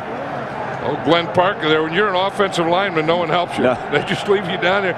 In fact, he told, and he's pointing to his back on this one, but he said when he tore his cartilage, he said he tore the thing right off. And he said the surgery was really done here in the field. All they had to do was pull it out. The only guy who's going to give him any support other than the training staff that finally gets there is Lomas Brown, who's playing next to him. That's right, and appreciates him. Glenn Parker is an 11-year offensive lineman, veteran in the NFL. Played at Buffalo. Lomas Brown's a 16-year veteran. Not the greatest of bodies. Most offensive. I really don't feel like I can make a comment about that. You know, one of the defensive players, either Jesse Armstead or Michael Strahan, was saying the other day, said, you know, he said, I was looking at Glenn Parker, you know, in the shower the other day, and I was thinking, how the heck does that body play? That body plays because that body knows how to play football. That body plays pretty well. And here's old Glenn Parker right there. You see he has his guy. And I don't, you know, I mean, when you do that and you have so many guys just, you could just pop something in your back. I think that's exactly what happened. Yeah, because nobody hit him. No, it's on that right side there. And you can see it. Something probably just popped there. And then the problem is sometimes it goes into spasms. Yeah, it could be on this play right here. This is 2 plays before. Watch him as he starts to go right there. It looks like maybe just went out on him on that play. But, you know, I mean, you're just flopping the ground as an offensive lineman. You get hurt, you don't get up. No one comes to pick you up. No one even looks at you. That's why you're old Glenn Parker. Jason Whittle has taken his place. 1st and 10 Giants. Camella goes back. Handoff is to Dane. Doesn't look like much, but he gets 4 or 5 just by leaning and getting those shoulders square. And when the Giants drafted him #1, that's what they expected. And that's what they're getting. And that's what they got Ron Dane for. They drafted him for these types of games to do the types of things he's doing.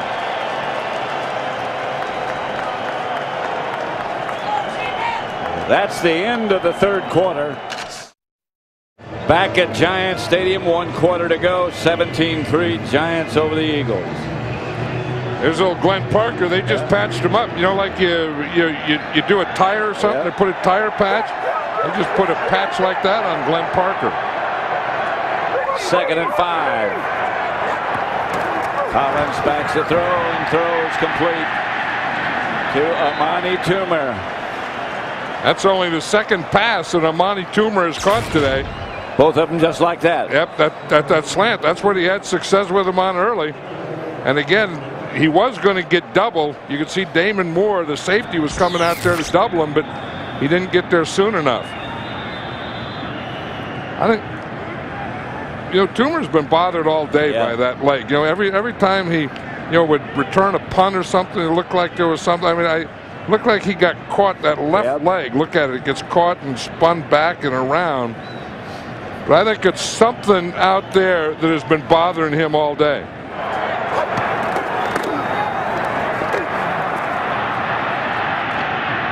Not much doing.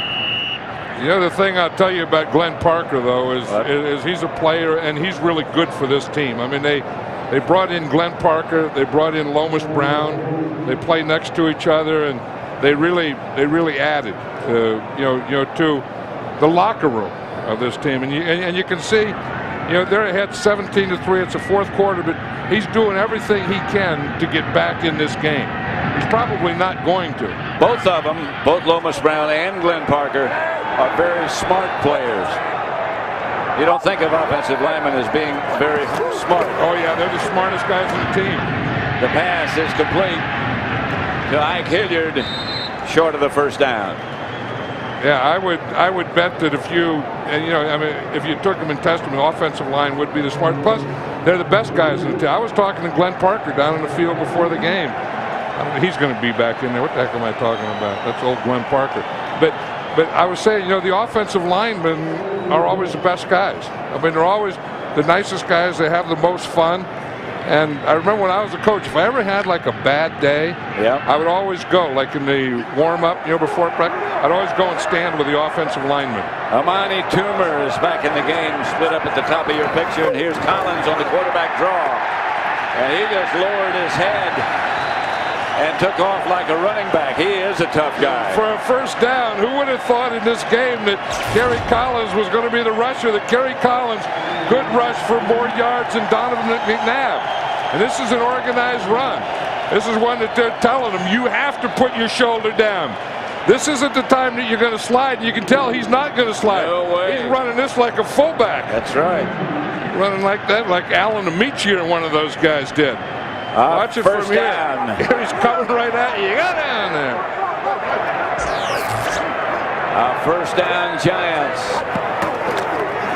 And that's Barber. And Tiki Barber gets to about the 43. Picked up about 6.5 or 7. Tiki Barber was saying that, because of his broken left arm, he's going to have to carry the ball in his right arm the whole game. And he said he worries about it a little because before he started switching from right to left, you always want it in your outside arm as a runner. He said before he started to switch, he said he used to fumble. Then when he switched it in, that guy that he's standing next to there was Charles Wade. Remember the old Giant fullback? Second and 4. They fake to Dane, and Collins lofts it deep. Pass is caught by Mitchell. Inside the 10, first and goal, Giants. I was at practice Thursday and I saw him working on this play, and it was the same spot in the field, and it's the same way that they hit Mitchell. Watch him, he's the tight end in the left. They have 2 tight ends here. He just comes right here and he just runs a post pattern. He's the second guy in. He just runs the post pattern. They run a double post. Campbell goes to the post and then Mitchell goes to the post. If they come off on Campbell, they throw to Mitchell. If they stay with Mitchell, they throw to Campbell. Pete Mitchell got to the 9. It's first and goal from that point. We're back at Giants Stadium, 17-3. The Giants lead Philadelphia. 10:49 left. This has been a heck of a drive. It started out on the 4-yard line. Kerry Collins has been 4 for 4 throwing. Then he had that 9-yard run, that third down run for the first down. This has been a heck of a Collins drive and a heck of a Giant drive. Who would have thought? Number 5 in the blue. They lost the ball. And the whistle was blown. Something happened before they ever got underway. Before the ball was snapped, false start by the offense, number 77. 5-yard penalty, but still first down. Luke Pettigrew. There's such a thing as a fortunate penalty. That's the first penalty today against the Giants. I mean, that's what the Giants have done well. They haven't had penalties. The other thing that is still amazing is the job that Lomas Brown is doing, or the job the Giants are doing on Hugh Douglas. Hugh Douglas does not have a tackle in this game. Here's Barber. Lomas Thomas Brown did his job again. Yeah, he has him where he wants him. You know, where he's trying to get up the field and they're running a draw on him. They know that that he's going to do that type of thing, try and get to the quarterback. So they let him go up the field. Lomas Brown just punches him out, and then Tiki Barber just ran right inside of him. Well, defense dominated the Tennessee-Baltimore game, and for the most part, defense has dominated this game. Defense and turnovers. That's what win playoffs. Collins back to throw. He's going to take off again. This time he slides. Now that was a different type of run. Yes, that was a second down run. That other one where he needed the first, that was a third down run. Third down, you have to get the first. On second down, you want to live to throw the next play. You go head first on too many second downs, you won't have as many third downs. That's right. Today's attendance, a team record. It seems like every time we come here, there's a sellout. They got all the seats sold, but today's a team record, 78,765 standing room crowd today. Where do they put the others? Just stand them anywhere? I guess. Just walk around? Collins gives to Barber. Barber lost the ball, but after he hit the ground, Jeremiah Trotter tripped him up. Here comes the field goal unit. One thing, if you're going to run Tiki Barber like they are, and you know that he has to carry it in his right arm, and you want the ball in your outside arm, you run the ball to the right. And that's what the Giants have done mostly today with Tiki Barber. They've done that mostly all season. Yeah, they're a right-handed team. Yep. They're a right-handed running team. But they've had pretty good success up the middle today, too. Yep. We saw 4-mile-an-hour wind, and that's strange at Giant Stadium. From 25 yards out, Dan Uiso is good again. Uiso's kickoff sails down to Brian Mitchell, and he starts at the 10, and cut down is Mitchell at the 25. The Giants have always been about defense. Those are the touchdowns.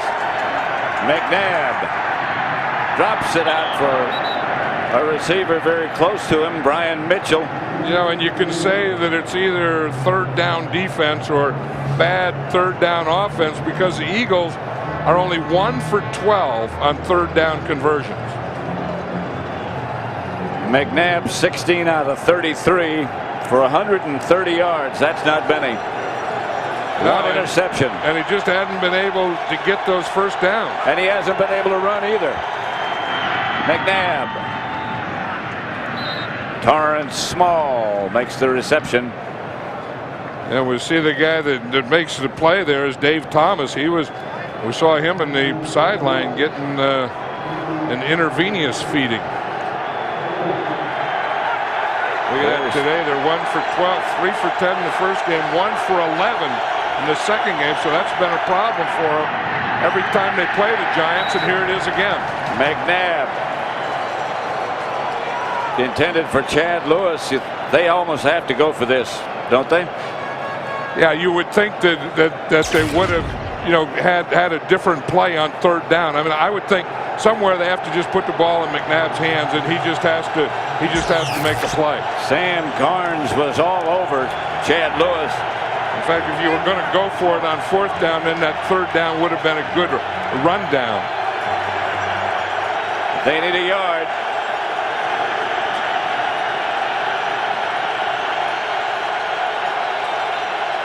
McNabb.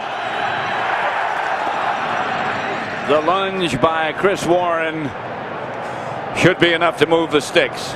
Yeah, Andy Reid came back with a fourth down run when I thought the third down run would have been to play, but Andy Reid has done an excellent job. He really has with this Eagle team. I mean, they really did get where no one thought they would get, and with some players that no one thought he had enough players, and done an amazing job.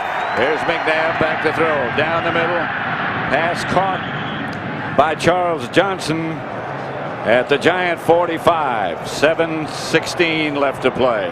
Remember, we did the first Eagles game of the season was against Dallas. At Dallas, and it started with an onside kick. The first play of this. The umpire's down. Those umpires get knocked down more than a lot of players do in a football game. First down, Philadelphia at the Giant 45. Blitz coming. McNabb shakes one, shakes two, can't shake the third. Ryan Hale made sure. Yep, Cornelius Griffin was the first guy in there. He's having a heck of a game, Griffin is.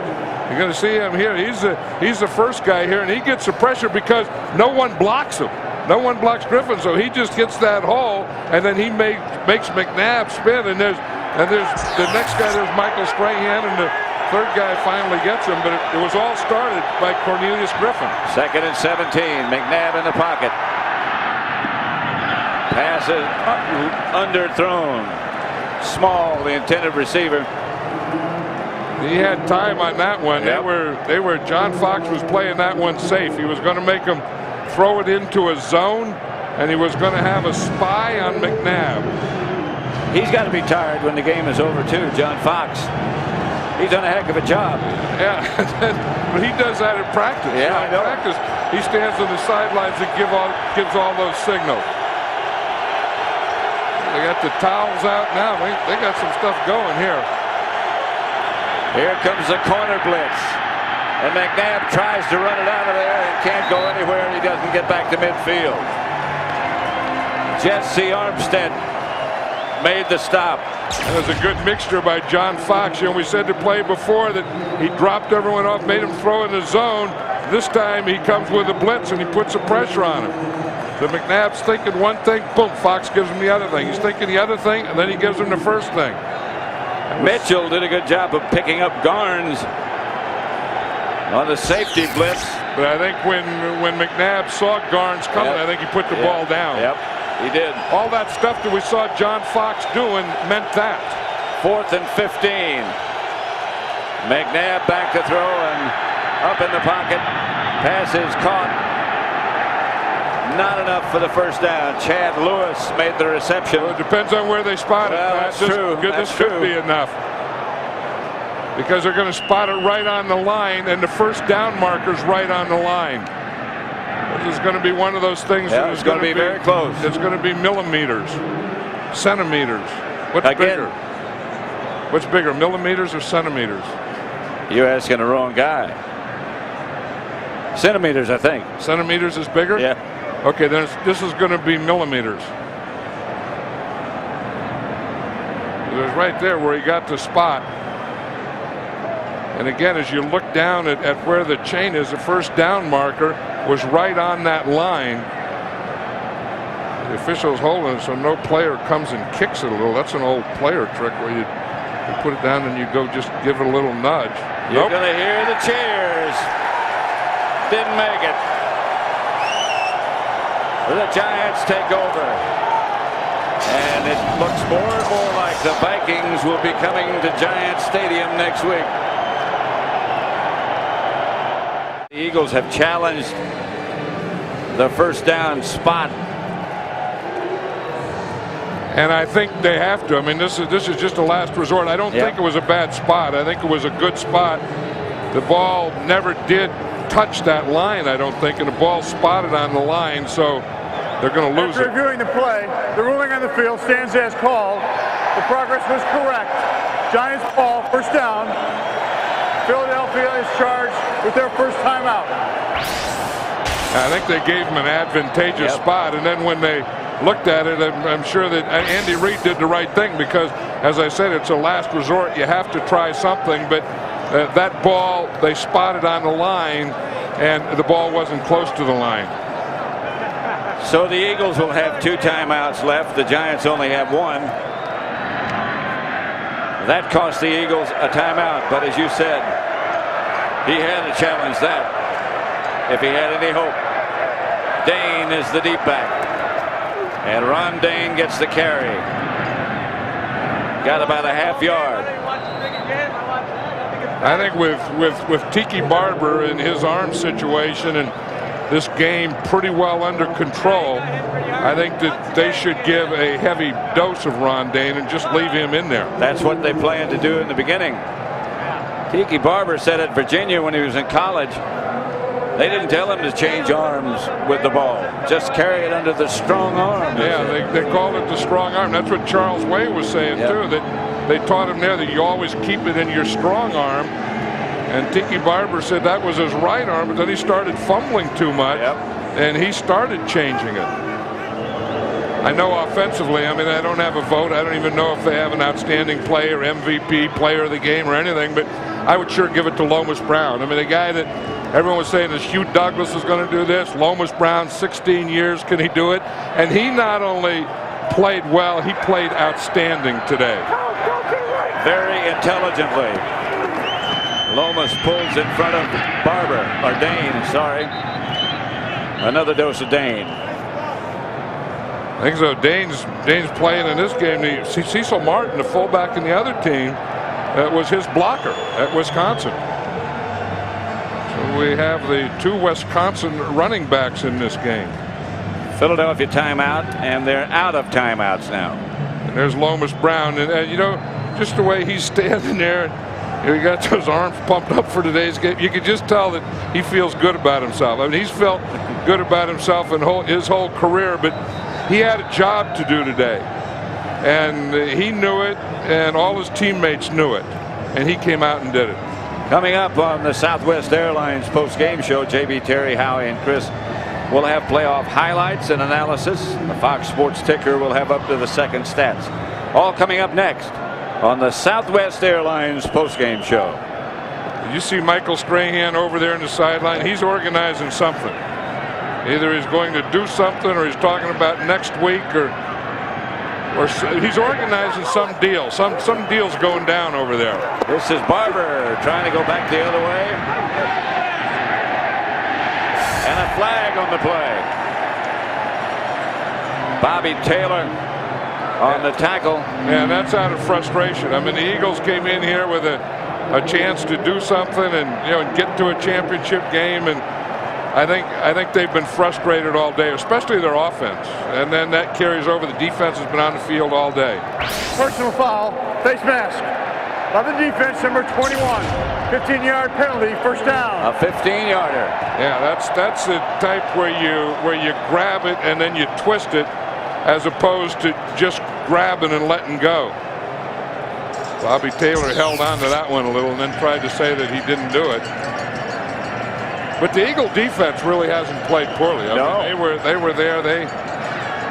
Well, you look at the 2 Giant touchdowns, the kickoff return and then the interception, and that's it. Yeah, I mean, that was, and the defense wasn't on the field when the Giants got their score.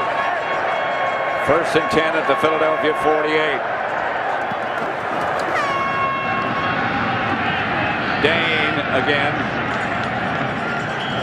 But I still say that the offense did a good job, and that Kerry Collins wasn't Collins, yeah, he did a good job as well. So did that guy right there, John Fox. He sure did. I mean, he knew that the Eagles were all about Donovan McNabb, and you had to keep him keep him under control, and they did that. Collins hasn't been spectacular throwing, but he's been a solid leader, and also when he put his head down and got that first down. That drive was a big drive. There's Sean Payton, offensive coordinator and quarterback coach, who calls all the plays. Somebody moved. Flag on the play. 4 minutes, just over 4. By the offense, number 87. All that business about. It's still second down. Can you beat a team 3 times in the same year? Yep, and they are in the process of proving yes. Cornelius Griffin also did a heck of a job today, because yes, he did. He was a guy that was a spy, and they thought it was going to be Barrow and all this stuff, and he was very effective, and that's why Donovan McNabb didn't have his way running the ball. They kept him under control. Here is Dane. Nothing doing.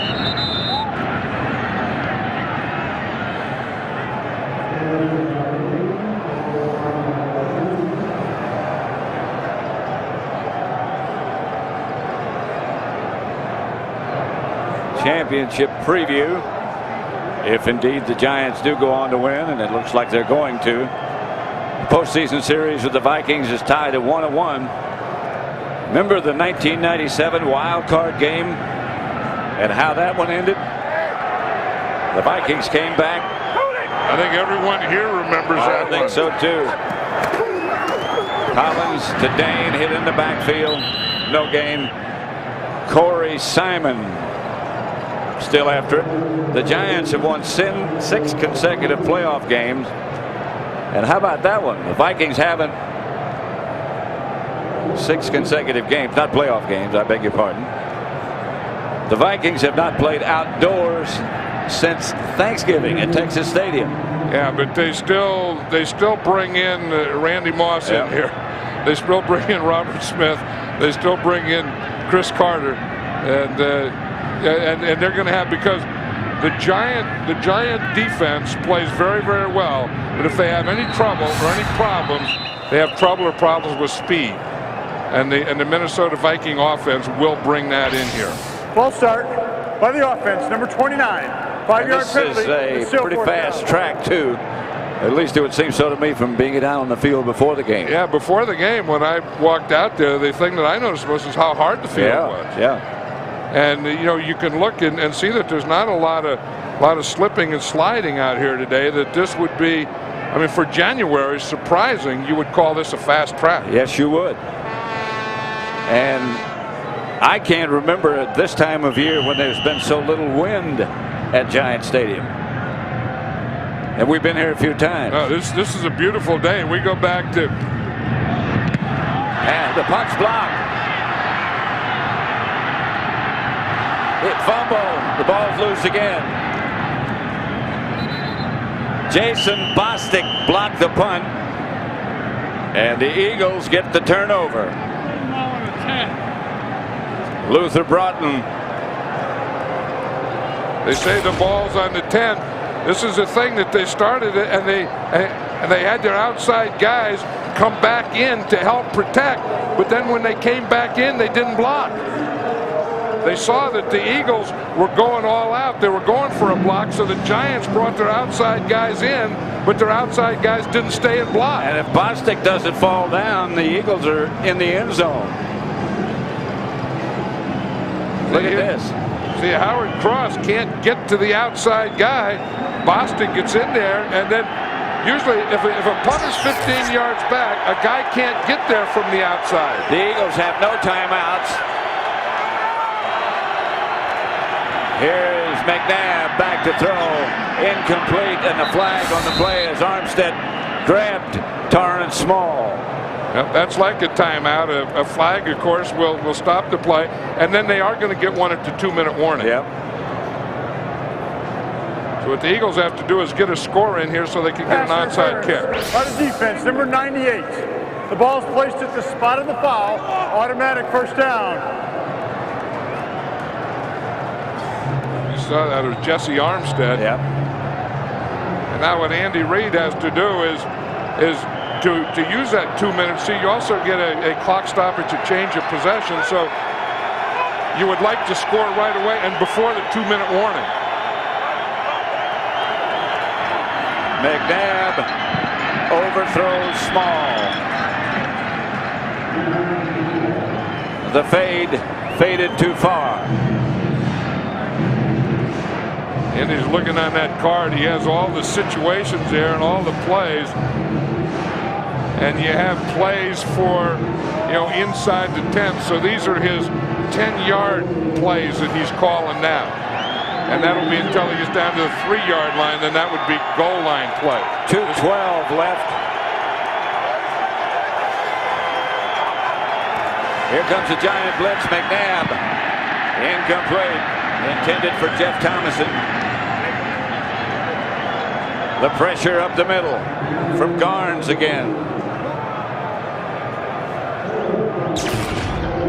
They've had pretty good success lately with bringing those blitzes. They didn't start early, and here you see Sean Williams is coming up, and they're bringing the safeties, and knowing that he's not going to work those guys, that they can cover man to man now.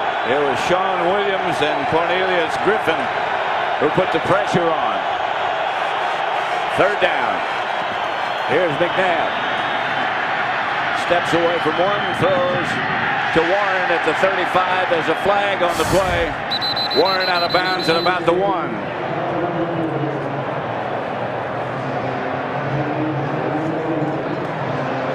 It's against Philadelphia. This is going to be the same thing with the illegal man downfield. Yep.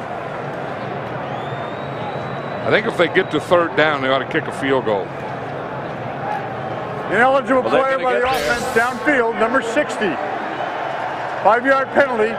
Repeat third down. 2 minutes, 1 second left on the clock. They'll repeat third down.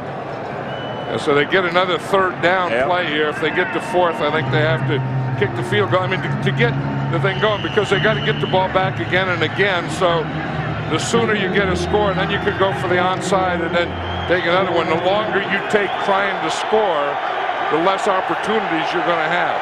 2 minutes, 1 second left. Here comes the Giant pressure showing again. Outside to Small, and Small scores for the Eagles. That's a play they call smoke when they just see that when the corner's off, and that time Dave Thomas was off. And McNabb just takes one step and just throws it out to him. If you look out here, here's Dave Thomas. See how far off he is? Then you just throw the ball out there. And I said they hadn't slipped all day, and then Dave Thomas slips on that play. But when the corner's off and pressure coming in the middle, you just pop it out there to him. Akers for the extra point.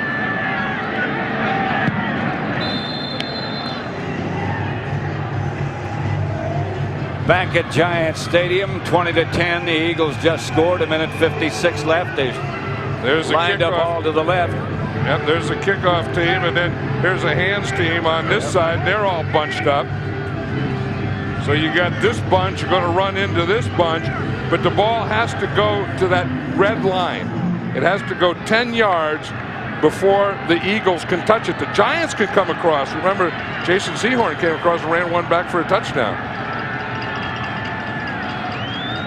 Akers has decided.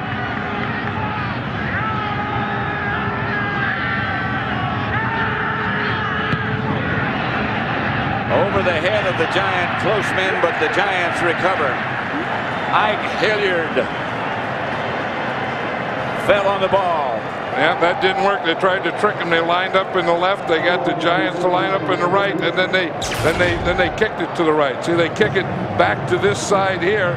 Everyone was over on this side, but there were no Eagles there if to get it. I mean, the idea is to onside kick it, and then when the ball goes 10 yards, have the kicking team, one of your guys there. The ball goes 10 yards, and all you see is blue jerseys. Yep. Well, the Giants take over. The Eagles have no timeouts. 20-10, the Giants lead. They're just going to kneel. They've got Ike Hilliard back deep. John Fox and Michael Strahan happy about this score and happy about their performance. Michael Strahan really took over this game early. Remember, last week it was Hugh Douglas who kind of took the game over and made a play, and Strahan did it today. And I mean, he ran right over John Runyon. He hit Donovan McNabb. The ball come flying out of there, and Michael Strahan played today like a man possessed. Yes, like he did. He knew that he had to do a job. He had a game plan, and it worked to perfection. So did Lomas Brown. Well, yeah, on the offensive side, it was Lomas Brown. Yep. You know, everyone was worried about Hugh Douglas, and rightly so. I mean, if the Eagles' front line is going to put pressure or do something to Kerry Collins, it's going to come from Hugh Douglas, and Hugh Douglas didn't make a tackle today. I mean, that's about as perfect as you can get. Yes, it is. Summarizing what happened, the Giants scored on the opening kickoff. Ron Dixon returned it 97 yards. Jason Sehorn got the other Giant touchdown on a 32-yard interception return for a touchdown. The Eagles were 2 out of 15 Remember when I said earlier they were planning something in the sideline? Yep. I think we just saw what they were planning. And did they catch him? Yep. Sometimes, don't you got to get a jump on? You wonder how they keep catching them like Yeah, that. my man Jim Fossil didn't get a jump. Well, he guaranteed a lot of things. Yeah, I mean he's at, but he has to take off his gloves. He got so much stuff. In fact, they got him with a double dip. Once they get him the first one, and then they say, well, that wasn't good enough, so they come and they get him a second time.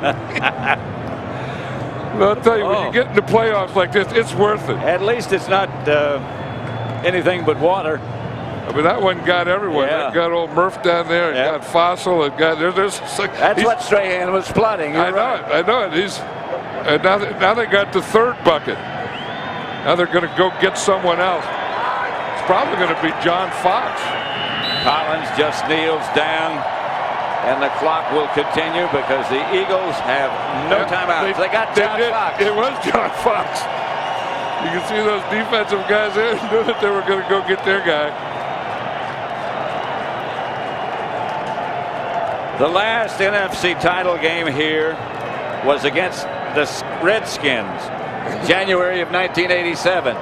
Right, and We were here. We were here, and we're talking about the Giants beating the Eagles 3 times in 1 year. In that year, back in '86, they beat the Redskins 3 Right. times in 1 year. It can be done. It has been done. It's being done. And again, the Eagles cannot stop the clock. Fossil better watch out. There may be one more It coming. might be.